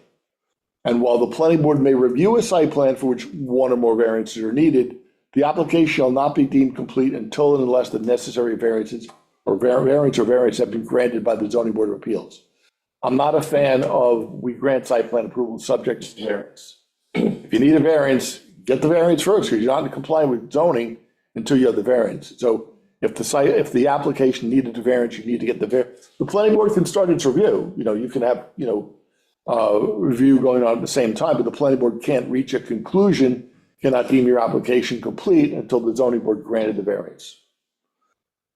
Next, E is determination of secret compliance. The planning board, obviously, like all applications, you have to decide if there are other involved entities, which many times maybe just the meeting of the health department. And we know the health department never wants to be lead agency. So, generally the planning board is probably going to be the lead agency. And if that's the case, that they have to make their secret determination. And the application, as a standard language here, the application is not complete until the planning board either makes a negative declaration or it makes a positive declaration, which doesn't happen very often. Then you have to have a completed DIS and final DIS before it's deemed complete. Public hearing, that's F, scheduled on at least 10 days public notice. For the planning board, which meets once a month, it basically means you're going to have agree to schedule a public hearing at one meeting. You'll have enough time to have the public hearings, you'll get the scheduling will all take place and the notice will take place before the next planning board meeting, which will be a month away. If you do it for a longer period, you may not be able to hold the hearing the next time around. So 10 days will allow the planning board to have a hearing at its next meeting. State law, of course, requires that the hearing be held within 62 days after the determination that the application is complete. Just as state law requires a determination within 62 days after the public hearing closes. So that's all basically a standard procedure for the planning board for review. I'm going to go now to 109-8, minor site plans. So minor site plans can be approved by the planning board for site plans considered simple enough, as we'll discuss in here in a moment, that you don't even need a public hearing. It's a simplified process. It expedites things. You don't set the schedule of public hearing. So the planning board can approve a minor site plan fairly quickly. What are the elements though? Because the planning board still has to make a discretionary decision to waive the public hearing. First, you have to have certain objective criteria that are met. So under 109-8, A, B, C, and D, you can see it has to be an addition or alteration to a legally pre-existing building or structure, or a modification of previous site plan. So if you're building a brand new building, hasn't been reviewed before, you have to have site plan review for that. And then there are different, and I took this from the draft that was done by this committee. There are other things you have to be below certain maximum, certain thresholds. So the thresholds are on lot coverage, and I didn't make these up. They were in the draft that was done in July, but we discussed them at the planning board level. Everyone seemed to think it was okay. Site plan, the proposed site plan to be considered a minor site plan, it can include increased lot coverage by more than 10% or 500 square feet, whichever is less. The same figures apply to building area, which is basically the footprint, and floor area, gross floor area of the buildings, which can include a second floor if there is one. Again, not more than 10% of existing floor area, more than 500 square feet. When you exceed any of these thresholds, then you're not eligible for minor site plan review. Change of use. If it changes from one legally pre-existing use to another use, what I guess would otherwise need site plan review. Again, if it's a change of use, if it doesn't increase lot coverage by more than 10% or 500 square feet, it's eligible. So there are certain thresholds. You have to be within those thresholds to be eligible for minor site plan review.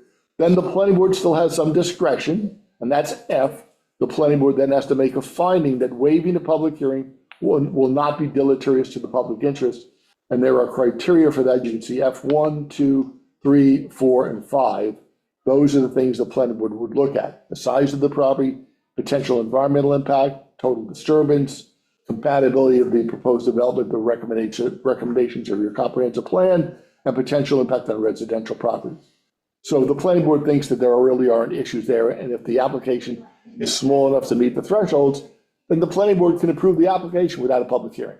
That's what the minor site plan is all about. They could literally approve it at the next meeting. So then we have standards, 109-9 are standards. You do have standards in your current code. I've altered them to some extent, but you can see what it includes. 109A, physical compatibility of the site with what's around it. B, protection of residential areas. C, the design and placement of parking and driveways, and also collection of stormwater from those parking areas. Access, well, actually kind of related to the one above, vehicular ingress and egress, traffic circulation, loading facilities, how is that arranged? Lighting we struck, because you deal with that elsewhere in your code, so the planning board won't be necessary for lighting. Water supply and fire protection, waste disposal, that's E. F, the planning board, where it's relevant, will try to protect public views and ensure the site is, again, kind of compatible with its surroundings. And then G, streetscape. You need to screen the project, particularly along your main roads like Ferry Road. You know, landscaping and screening, things like that should be something the planning board should look at.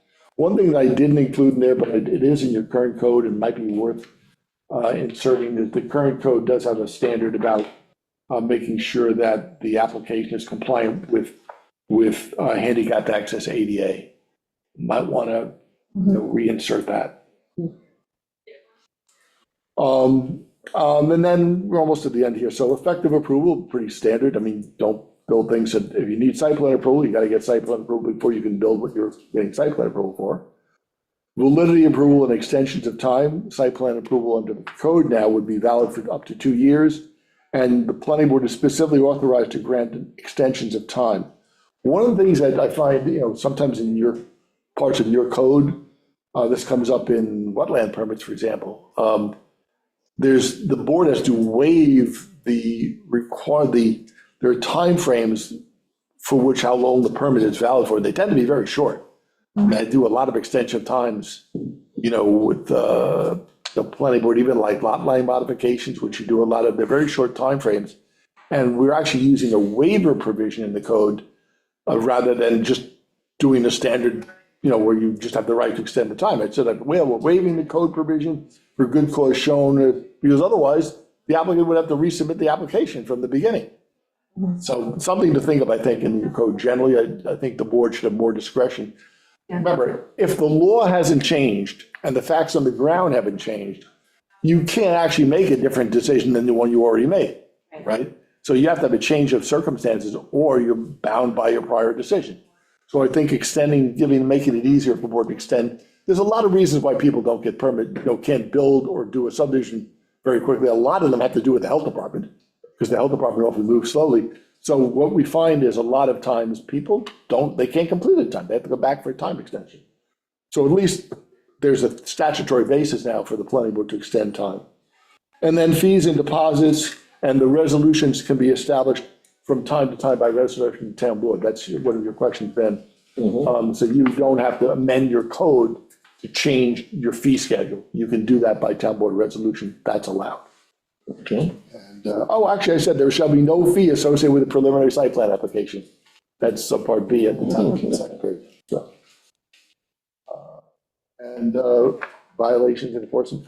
At the very end, one thing that I would suggest you put in here, I would probably put it in your zoning code, because it's not in your zoning code right now. If you put it in your zoning code, it would automatically be imported into the site plan chapter. But I think you should have a definition of gross floor area. It's a useful tool for gauging the size of any project, any building, and so forth.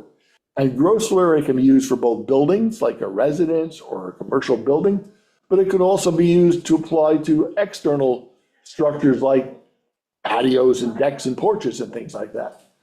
So you can see how I defined it there, but I think, gross floor is something that East Hampton relies on very heavily, it's a measuring tool. And if you put it in your zoning code, then you can have it, it'll apply in zoning, it'll apply, to site plan review, everything else. So, any questions? It's very good, thank you. You should all, should obviously look at it and think the highlighted things.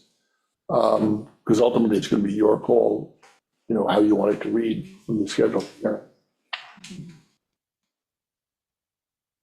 For the board, we have like two paths to go on, because I originally, when I first seen this come through, I thought it was going back to the subcommittee, because these were the planning board comments, and whether or not the subcommittee wanted to pick this back up. And then, like, later learned, like, oh, no, it isn't going to go back to subcommittee, it's going to the town board. Do we want to keep it, or do we want the subcommittee to take a final look at this before us picking this up? It might be good for the subcommittee to look at it again. I'd like Reed to look at the two side by side, because he had a lot to do with the amendment that we sent to the planning board. And then the version that came back is pretty different than the one that was submitted. So I think it would be good to get his feedback on it, and just, And I have not had any discussion with him, so I think Yeah. it's a good idea. yeah, just so that we can see, how he's digesting this. And if there's any suggestions or anything that, maybe he thinks is important that we're not addressing. Agreed. Yeah, I I'm mean, that's, on the ground, so. yeah, that's where Yeah. I was leaning, but I wanted to check in whether it. And what is that subcommittee? Like, who's on that subcommittee? It was Reed, Was it Joe? Joe, myself. No, Joe. Christina, who was on that committee? My brain is going blank. It's been a while since you've Yeah. met. Yeah. Reed, planning board member. Right, Julia was on it. Yeah, it was David Austin, actually. Oh, David Austin, right? Yeah, Gordon and Reed. Yes. If you do that, you want me, I'm happy to come attend Yeah. your It would committee be good meeting. to have, have us sit You down. just let me know what. Yes. Okay, we will, yeah. And I'll replace Gordon. Okay, I was just about to say. Okay, good. Thanks, Christina. My brain is blanking on the people because there's too many of them. I'm Too many. Too many subcommittees. Too many subcommittees. Yeah. I don't know who's doing what anymore. Okay, all right, so I like that. We'll send it back to subcommittee. Christina will And pull Ben, together. you're on it? Yes, I'll replace Gordon. okay, Okay. perfect. Thank you. But this was helpful, gets us Yeah, re-centered it's on good. it. Okay. All right, next on the agenda was the pro-housing resolution. We were going to just talk about whether or not everyone had a chance to, just look at everything again. Do we want to, if we choose to adopt it, and we're waiting because we have the woman from the state coming in next week to talk to us about just conditions, what this does, if we're giving up home rule, talk about some of the concerns that we have, and then also talk about, funding sources, because when we had the woman come in from Empire State Development, it's like ESD stands for. Yeah. And she's coming from the Housing and Community Renewal side, HCR, so we can have her talk about that as well. But I know you will not be here next week, so I wanted to, we have all five of us today. Which direction do we want to go? Do we want to, if we choose to move this forward and set a public hearing to adopt, well, no, it's not, it's a resolution. It's just a Yeah, it's just a resolution. resolution. Whether or not we want to go forward with as written or put in some modifications. I would do it as written.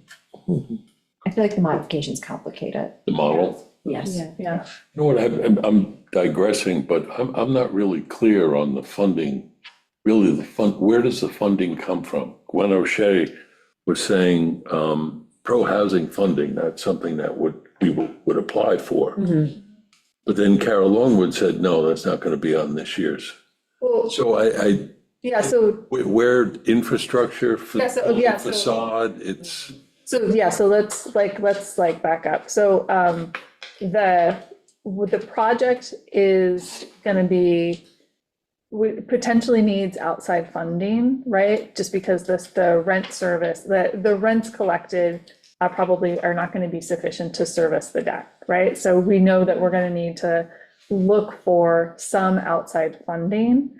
So the challenge is that there are a lot of programs from this last budget cycle that we know are only available to those communities that have, that are pro-housing communities.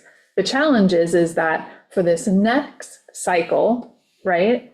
For this next cycle, we don't know exactly what all those programs are because the budget hasn't, like on the state level, hasn't gone through, right? So the only thing we can kind of do to look as like, okay, what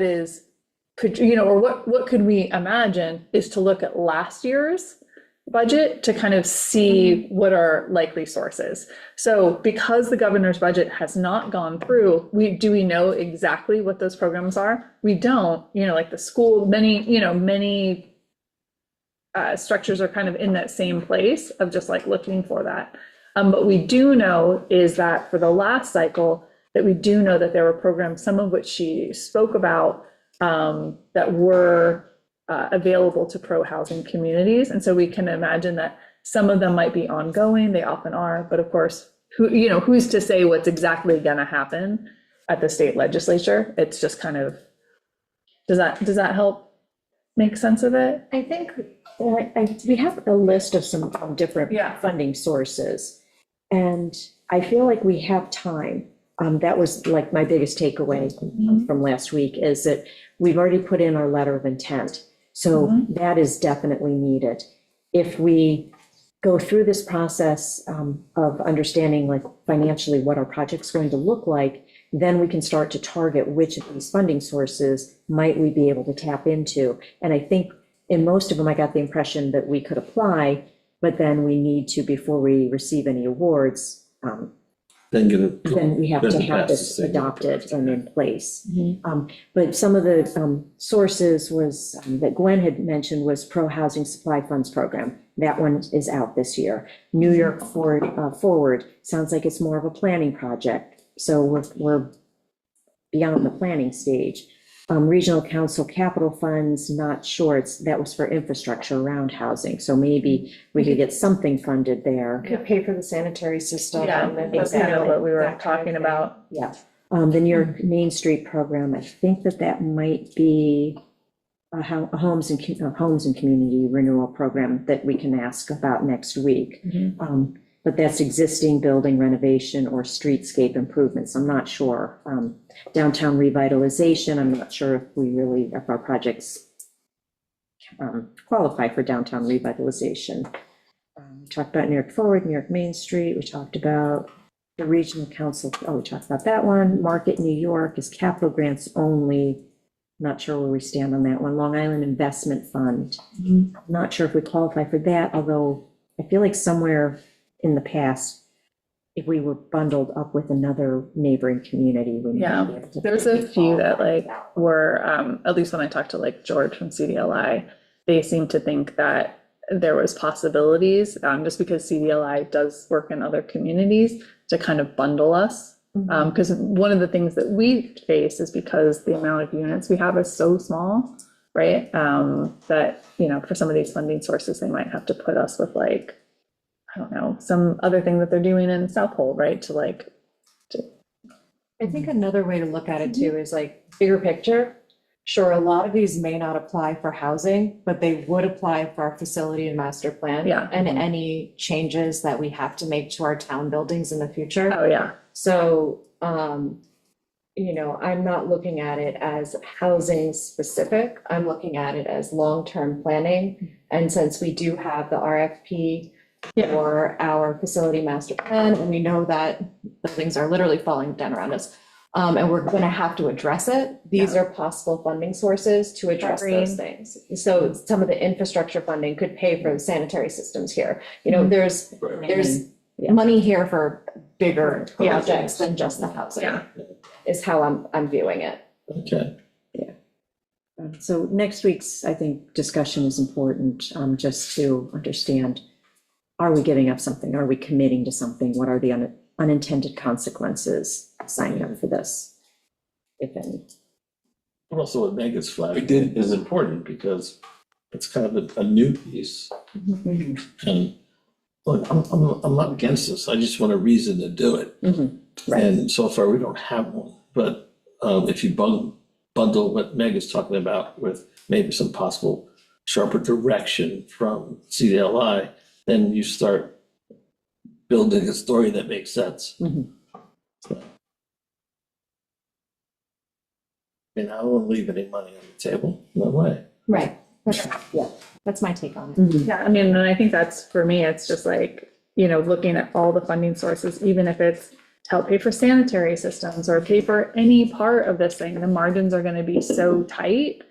It's just like, it's hard to walk away from it. And also, to the point of the facilities master plan, I think that in general, I think it could open up a lot more money for our community and some of the other things we're thinking of. But, and I guess just looking at it, obviously you guys know my point of view on it, but it's just like, if we are truly a pro-housing community, I'm just like, why do we struggle so hard to pass a resolution saying that we are a pro-housing community? Like, that's the part that really, yeah. But I agree that we should just put in the resolution, just the bare bones. Yeah. Because if we want to be eligible for some of this other money that we might use for Right. facilities Yeah. master plan, why have it so tightly focused on just the housing piece? Right. Yeah, and I mean, my hope is that this person who's coming can satisfy your concerns. Yeah, and the public's concerns. I'm not sure changing the whereas clauses would make any difference there. Mhm. Okay. I see Pam, you have your hand raised? Yeah, may I just make a comment about this? This is not a designation that says that we are for housing, that we're in favor of community housing. The acronym stands for Pathways to Remove Obstacles to Community Housing. That's what this does. That's what the purpose of this is for, is to remove the obstacles. So that means making zoning changes perhaps, or doing other things. And I think that instead of looking at this like it's a if you don't do it, you're against community housing, which is certainly not the case. This is what this is about. And we know that the number one obstacle that we have as a town is that the town doesn't own enough properties for community housing. So that's the number one obstacle. I mean, I've read through the housing board plan, and it mentions a lot of things that are obstacles to community housing and zoning changes that'll need to be made and all of that. So I am very glad to hear that you're going to look more into this a little more closely and not jump right into it. And I also think that now that we have hired someone to do the needs assessment and we've hired someone to do the facilities master plan, those things should be completed before you even consider jumping into this for funding. Because as you have just indicated, a lot of the plans and the grants that are available are not applicable to Shelter Island. And it all depends on what it is you're looking to do. And the IA systems should have been put into those municipal buildings a year ago. We had the money, we didn't use it, it's not done. So, trying to jump into this at this point, I think is putting the cart before the horse. And that's what I'll say about it today. Thank you. We still have that funding available for us. We're just waiting to get further along with the facilities master plan so that we have a better idea about exactly what we do with the money. Yeah, it's not going away.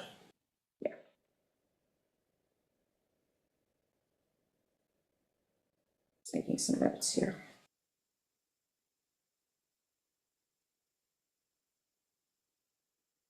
Jay? You're muted if you're talking. Still muted. Oh, There we are. Thank you.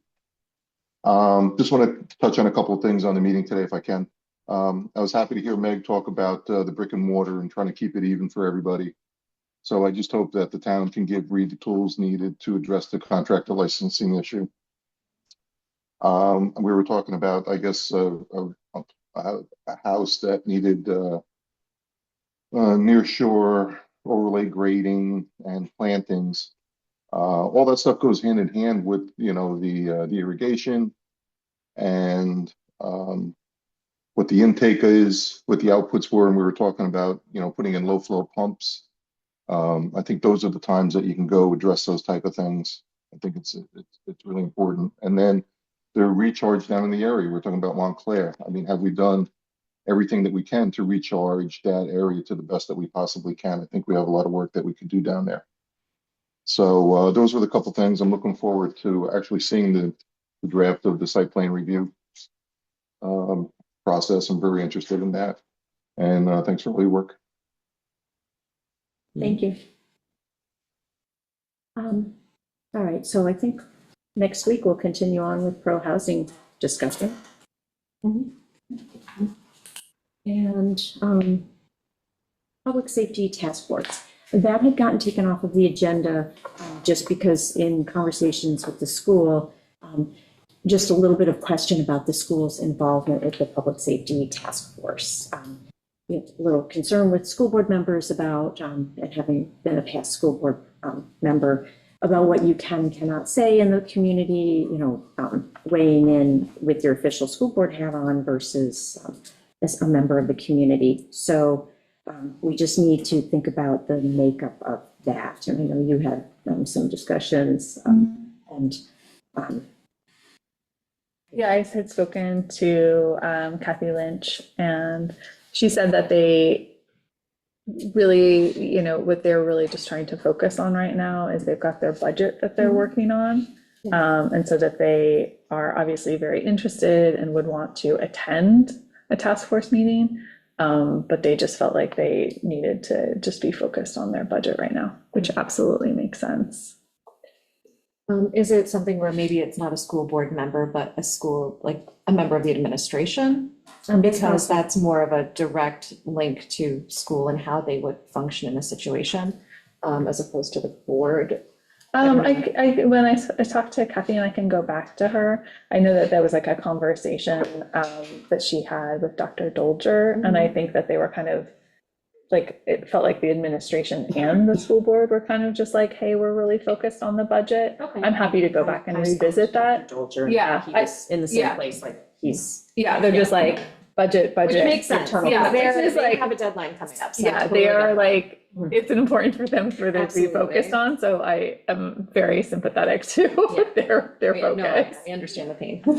And this is, this task force is just to look at the legislation. Right. So it's not anything to do with policies or, you know, procedures or anything. That's embedded in the legislation. So that would be a task force that would be created. I think the only other thing that I think, like, at least like how I had thought about it would be maybe just even like advising on like a communication plan for the town. Like, if, you know, I mean, Right, to getting like, the school to weigh in on the communication plan, is that what you're saying? oh, we're talking about like the Oh. focus of the task force Okay. would be like, Okay. to pick up the legislation, take a look at it. Is it appropriate for the town? Is there any amendment? You know what I mean? Is there any other things that we should be thinking of? Like, just give it some more thinking. And then the other basically focus would be contemplated is there like a procedure that we would contemplate as a town, in like if we were to experience like an enforcement action. And so just maybe to come back with like those kind of two recommendations, or just, you know, like thoughts on those, like what do we think would be appropriate? Yeah, I was thinking that like this task force was just to get us to enacting legislation, and then what the other part would be the task force part of their mission once this is created within legislation. Okay. I mean, I think it's, you know. yeah, it's I mean, just I a think, matter of timing. yeah, either or, yeah. Mhm. Other thoughts? Like mission, and then also who do we put on this if we're not incorporating the school. And making sure whoever we designate to put on it does in fact want to participate. Make sure everybody wants to participate before we try to create a Yeah, exactly. situation. I mean, I was thinking like what we, just to like refresh what we kind of, was talking about, like 2 folks from the town board. It feels really important that we also have PD involved, since obviously like, right, it like, it was like, they gotta like, evaluate, like, feels crucial. And then the other thing, that I'd thrown out there was maybe 2 members of the Health and Wellness Committee, just because it kind of touches on these kind of broader themes. Do we know if the health and wellness, like the committee? I haven't approached them, but I do So- know a few members that are very, Well, we have a whole bunch of new members that we Mhm. just appointed, right? Yeah. Like 7 new members or something insane like Yeah. that. And so the welcome email just went out to them because now they should all have their email addresses and should be tied up, Yeah. up to speed. So the next meeting for health and wellness is on. Yeah, it's. But we're talking about the task force. I mean, what is the objective? I'm not, I really can't wrap my head around that exactly. What is the objective of the task force? This task force, my thinking was that it was just to help craft the legislation. So we've got this OLA legislation, do we adopt it just as they have presented it to us, or do we modify it to some extent to, tailor it to our community? And that's what Southold is working on right now. And it's a limited purpose task force to just review the legislation. And then if the task force within the legislation does get created, then we would create that task force and they would have to work on what their mission would be. And I felt rather than trying to bite off all of that right now, we just look at like how to adopt the legislation if we decide to move forward.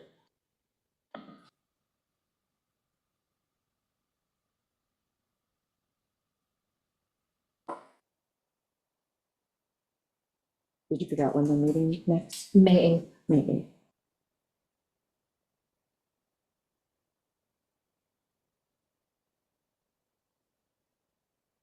I mean, I guess rather than waiting to May 8th, because our next meeting is April 27th. I guess talk to the co-chairs, Yeah, I can. because if they feel like it's, if they both think it would be good, then we probably have at least 2 willing participants. yeah. Yeah.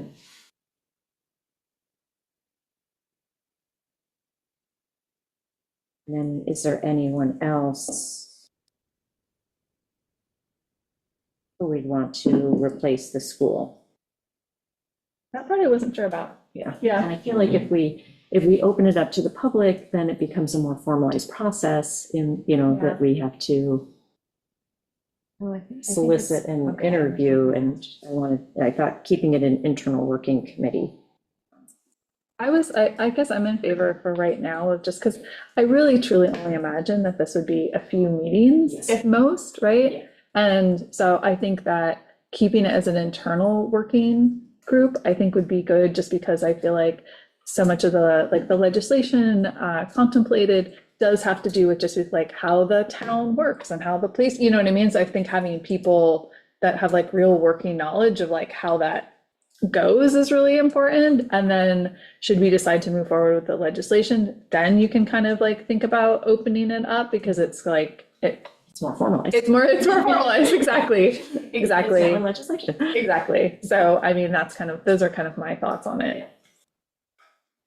I'm good with that. And I would like to just keep the mission of this group to be focused solely on the legislation, because I think if we add any other component, it's going to take longer.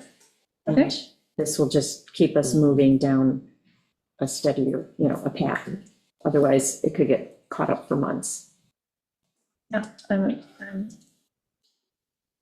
Because it is legislation, so we do need to set a public hearing and have the public hearing and then keep moving forward. And so if we try and put more in, like a couple of meetings could happen before now and the 27th to set the public hearing.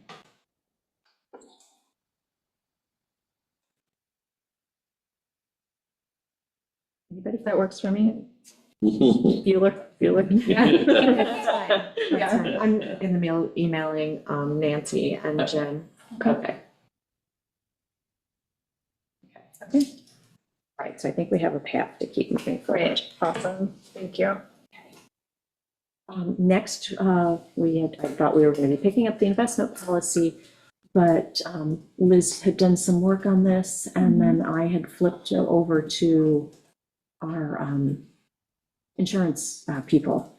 And one of the questions had to do with coverage and whether or not we Yeah. needed to.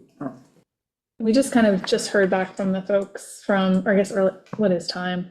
Association of Towns. Association of Towns. Also, the state finally got back to me and they'll be like, can we just call you at any time, but we won't tell you when. So I was like, great, great, great. So I have not spoken to them yet, but I wrote them back and I said, could we like schedule a call or could I do it like next week when I'm not on tax deadline? So I will also try to get some additional information from them just to make sure that we're in compliance with our insurance coverage. So it seems like maybe we are. So like I said, we got some verbiage. You sent it to the insurance agent. Yeah. I know when Thomas and I looked at it, based on what they said, it did seem like they, maybe we needed to kind of like update some of our coverage. So I think that would be great to have a, And what they had come back to me with is our current crime policy with Utica includes an endorsement for faithful performance of duty for government employees. Okay. But they're reaching out to the underwriter to just review coverage ratios and things like that to make sure that we have proper limits and things. So Perfect. maybe between your call with the state and. Yeah, I would, if you don't mind, like just getting like sharing that with me, get back to you. Yeah. I think the only other thing, I did have one update because the New York Class 1 does do repos, so I did update it. So I will send you the policy with that small edit. Yeah. Probably just double check, because I might have had a couple of comments, so let me send those to you first. Oh, excellent. And then maybe we wait until we get the state, the state conversation and the insurance conversation. You and I can Great. like get it cleaned up and then get it back Sure. to everybody. And then I would also just say, take a look at the appendix that I sent over. Yeah. I basically just like did my best as to what I thought your policy was. So if I got any of that wrong, please let me know. But I was like, I'll just start here and you can update it. That's where we stand with that. So it'll be a couple of weeks before probably we can get to back on the agenda, but I would like to get this off the agenda at some point. Yeah, we'll get there. We'll get there. Around the table. We're still looking for green options committee members and community preservation fund advisory board and water quality improvement advisory board. So those are all listed on the website. If anyone can think of anyone they think would be good for these committees, do a reach out. WQI met last week. You will be receiving for next week's agenda a new WQI rebate application. So Jess either has sent or will be sending that out so that we can just move forward on that one. There were 2 payments. They discussed the Suffolk County and New York State grant increases. I think there's going to be a reach out just to try and understand when New York State will, like when that money is available for people to apply to. I think that the state, if someone has a pending application, will automatically increase the amount that's available to that applicant. So it's not just for new applications, but ones that are existing. And I think it went from 10,000 to 25,000. So the county went from 15 to 20,000 and the state went from 10,000 to 25,000. If you have a pending application, when it gets approved, it'll be approved at the new higher value. If you have an approved application under the old value, but you haven't done the installation work yet, they're sending out emails, the county is to let you know, hey, the grants have changed, let us know if you want more money. And then you have to respond within 14 days saying, yes, I want more money. And then they'll amend your grant application. So if you were recently approved and you haven't done the installation work yet, email the county and just say, hey, I want more money. And then wait to do the installation until that grant is amended. But that's pretty much where it's going. So if you haven't had an approved grant yet, when you do get one, it'll be at the higher value.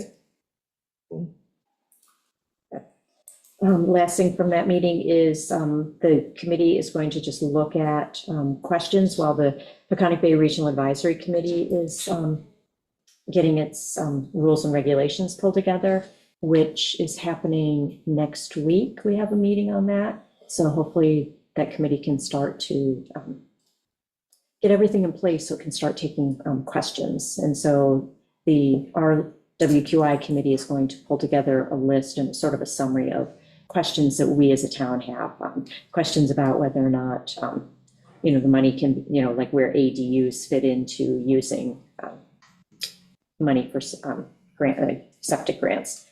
There was a question about one property that went from commercial to residential, whether or not that fell under, a new use and therefore was not eligible for the money.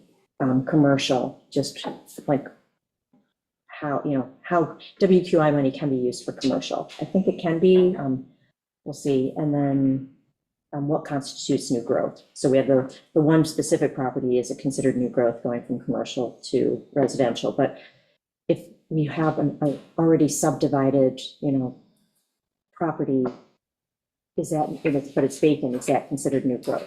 Like that's always been a question. We've always taken the tack that if it's a vacant piece of property, putting a house on it, it's not eligible because it's new growth. There are some people out there who interpret like, no, that's not. If you did a subdivision, that whole subdivision would be new growth and therefore ineligible, but existing property. So if you can think of any other questions, I'll share once WQI has all of these questions, and we'll have them in talking points to then take to this committee. So I feel like the commercial going to residential in a residential zone isn't like, now you're just conforming. So Yeah, where's the- you shouldn't where's the be, bug? You're like, you I'm should not not yes. be. yes, So, okay. yeah. But yeah, Lines for that, yeah. But yeah, I think the committee at the time wasn't comfortable making that determination, so. And there may be things, the way the committee is structured, there may be things that the committee will weigh in on and not give formal opinions on.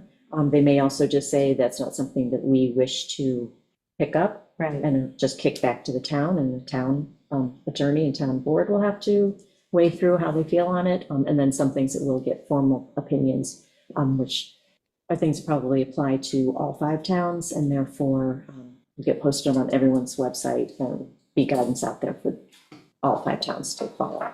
Okay. That's all that I had. We'll deal with tick that. Numbers are a little less than last year, but it's also the lowest in 20 years, 21 years. But not by much, but still. When you say lowest, what's lowest? Let's see, 193 deer taken, not counting Sylvester Manor. When you add it in, it might come close to what it was last year. The last time it was that low was 2006. These are the harvest numbers. Yeah. Okay. Deer and chick budget needs to stay the same or go up. They're struggling to train new hunters, bringing hunters here really isn't effective. It's such a trip out here to get people to come and hunt for us. So the whole focus of the deer and tick is switching over to more education and prevention. For instance, 880 pounds of meat was donated this year, and it was 1,100 pounds last year. They're developing new materials and brochures to be distributed around the town. And that's basically about it. the existing group of hunters is aging out Yes. and it's not being replaced. And the snowfall this year really yeah. was a Yeah. serious impediment to the harvest. Mhm. The other thing, I did want to mention that Gregory James had donated $2,500 to the Deer and Tick Committee that they just wanted to put out a thank you to him for his donation. I think, Shelby, we need to put that on for resolution. Get that done. We got it already. We did, oh, did we? Yeah, we usually get it either at the end of last year or the okay. beginning of this year. How much do we, It's always under a different, it's like under an LLC or like a weird, Okay. how much do we compensate hunters that we bring in? And I just wonder is like, did the Deer and Tick Committee have any ideas as to how to like sweeten the, you know what I mean? Like bring in more hunters, especially if we're struggling so much? It's not enough. I mean, they have to travel all the way out here, and where do they stay? You know, it's hours of round trip driving, and they get out here from wherever they're coming from, Pennsylvania or, so. Did they have any ideas to kind of address that to bring in more hunters? No, they, you The know, issue, yeah, go ahead. oh, the issue is contracting. Yeah, You're paying for time. yes. There's no guarantees. Oh, no, understood. So. Understood, but it seems like it's both like that there's not the people out here to even sit in the stands to maybe get them, right? You know? But at least is how I'm understanding it. And they're easier places to hunt, closer to where the hunters are. Oh, yeah, understood. No, I mean, I guess my question was like, what are the ideas of Deer and Tick to like kind of the Deer and Tick Committee to kind of like address Sort of education. Incentives to help. like around encouraging hunting? Well, Or- they do that already. I mean, there's a training program for anyone who's interested. There are just not that many people who are interested. But the education has to center on, you know, Lyme disease prevention and how to protect yourself, as opposed to training a hunter to, you know, go sit in the woods, hunt. It's very difficult. There's not a lot of people willing to do that anymore. That number is shrinking and shrinking and shrinking. So, and, you know, we even pay, you know, people to hunt, but it's not enough to get someone to come out here, and there are not enough people out here who are willing to do it. So. Like,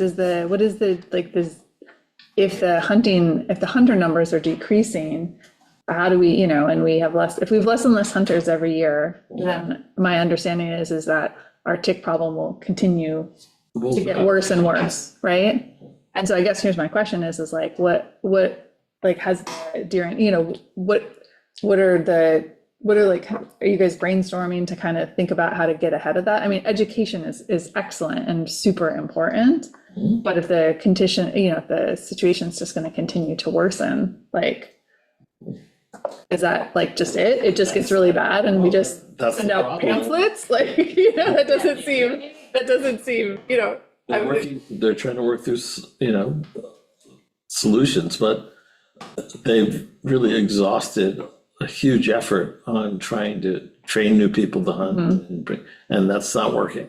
So you want to now at least educate people to all the aspects of the problem, and so they can at least protect themselves better and not be so laissez-faire about it. It's like, oh yeah, the deer, aren't they cute? No, they are. Feeding them. Yeah, they are a problem. I think one of the questions that maybe I'm misunderstanding that Liz is asking is, have we tried increasing the incentives or coming up with a more robust recruitment policy for people outside, or like trying to organize like housing for a week and that kind of thing? Yeah. I guess that's the question, right? Yeah. That's what you're asking. No, they've gone down that road, and I know that that's pretty thorough. it is very thorough, and there's just not a lot of people. It's the hunters, since we're not growing them, easily, to bring people from the outside when it's easier for them to hunt wherever they are. Right.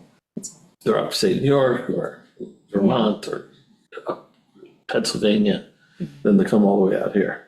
And I think that the culture and the psychology around it have changed in recent years, where people are more anti-hunting, but I think part of it is the misunderstanding on the fact that, you know, if there are too many deer, then the deer themselves suffer because they are also gonna end up starving. And then, you know, people get mad that they eat their garden, but they're eating the plants that they wouldn't normally eat because there isn't anything else to eat, you know? So Yeah. it ends up being problematic on many fronts, not just ticks, because ticks are also carried around by rodents and a million other animals.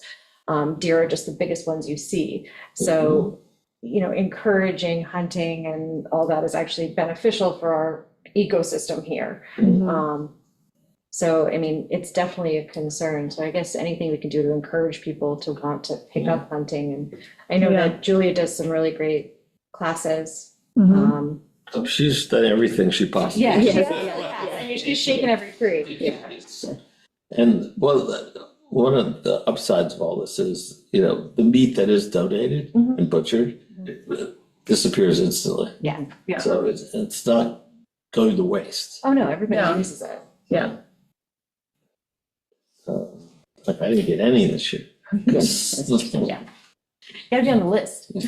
I also did not get any this year. I was gonna say, and you have to get to the freezer before it's Yeah. gone. That email getting over there. Anyway, I just think it's, you know, I mean, I guess I definitely have it on my mind as like, as we kind of walk in, as we get closer to budget season, it's just like, do we need to, you know, consider putting, or at what point do we consider that we have to put additional resources towards it? You know, and at what point does it become an even more critical issue, just for. And then there's just, you know, it's property damage, there are automobile accidents. Yeah, no, there's a lot to it, you know, and I mean, so I guess that's just. Anybody else? Yeah, on Thursday, we had a very interesting contractor education session Oh, yeah. on the new energy code. If you are a contractor and you build houses, I highly recommend you go on our YouTube channel and watch the presentation from Thursday.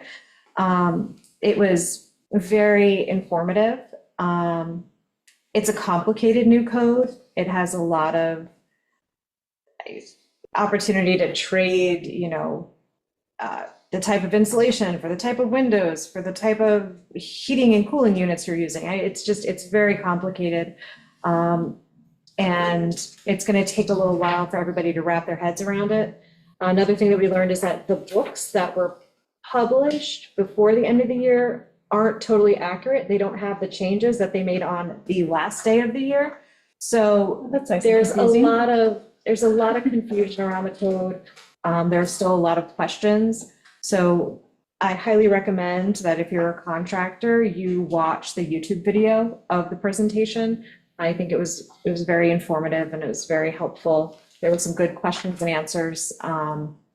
If you have additional questions after you watch the video, reach out to Reed at the building department and he might be able to try to help answer them. But the building department is also trying to wrap their head around this because they're the ones who have to enforce it.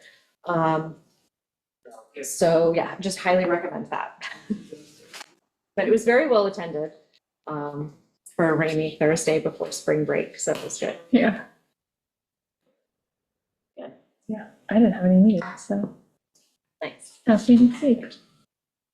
All right, then I would like to move to go into executive session to discuss the employment history of a couple of employees. I second that. All in favor? Aye. Thank you, everybody.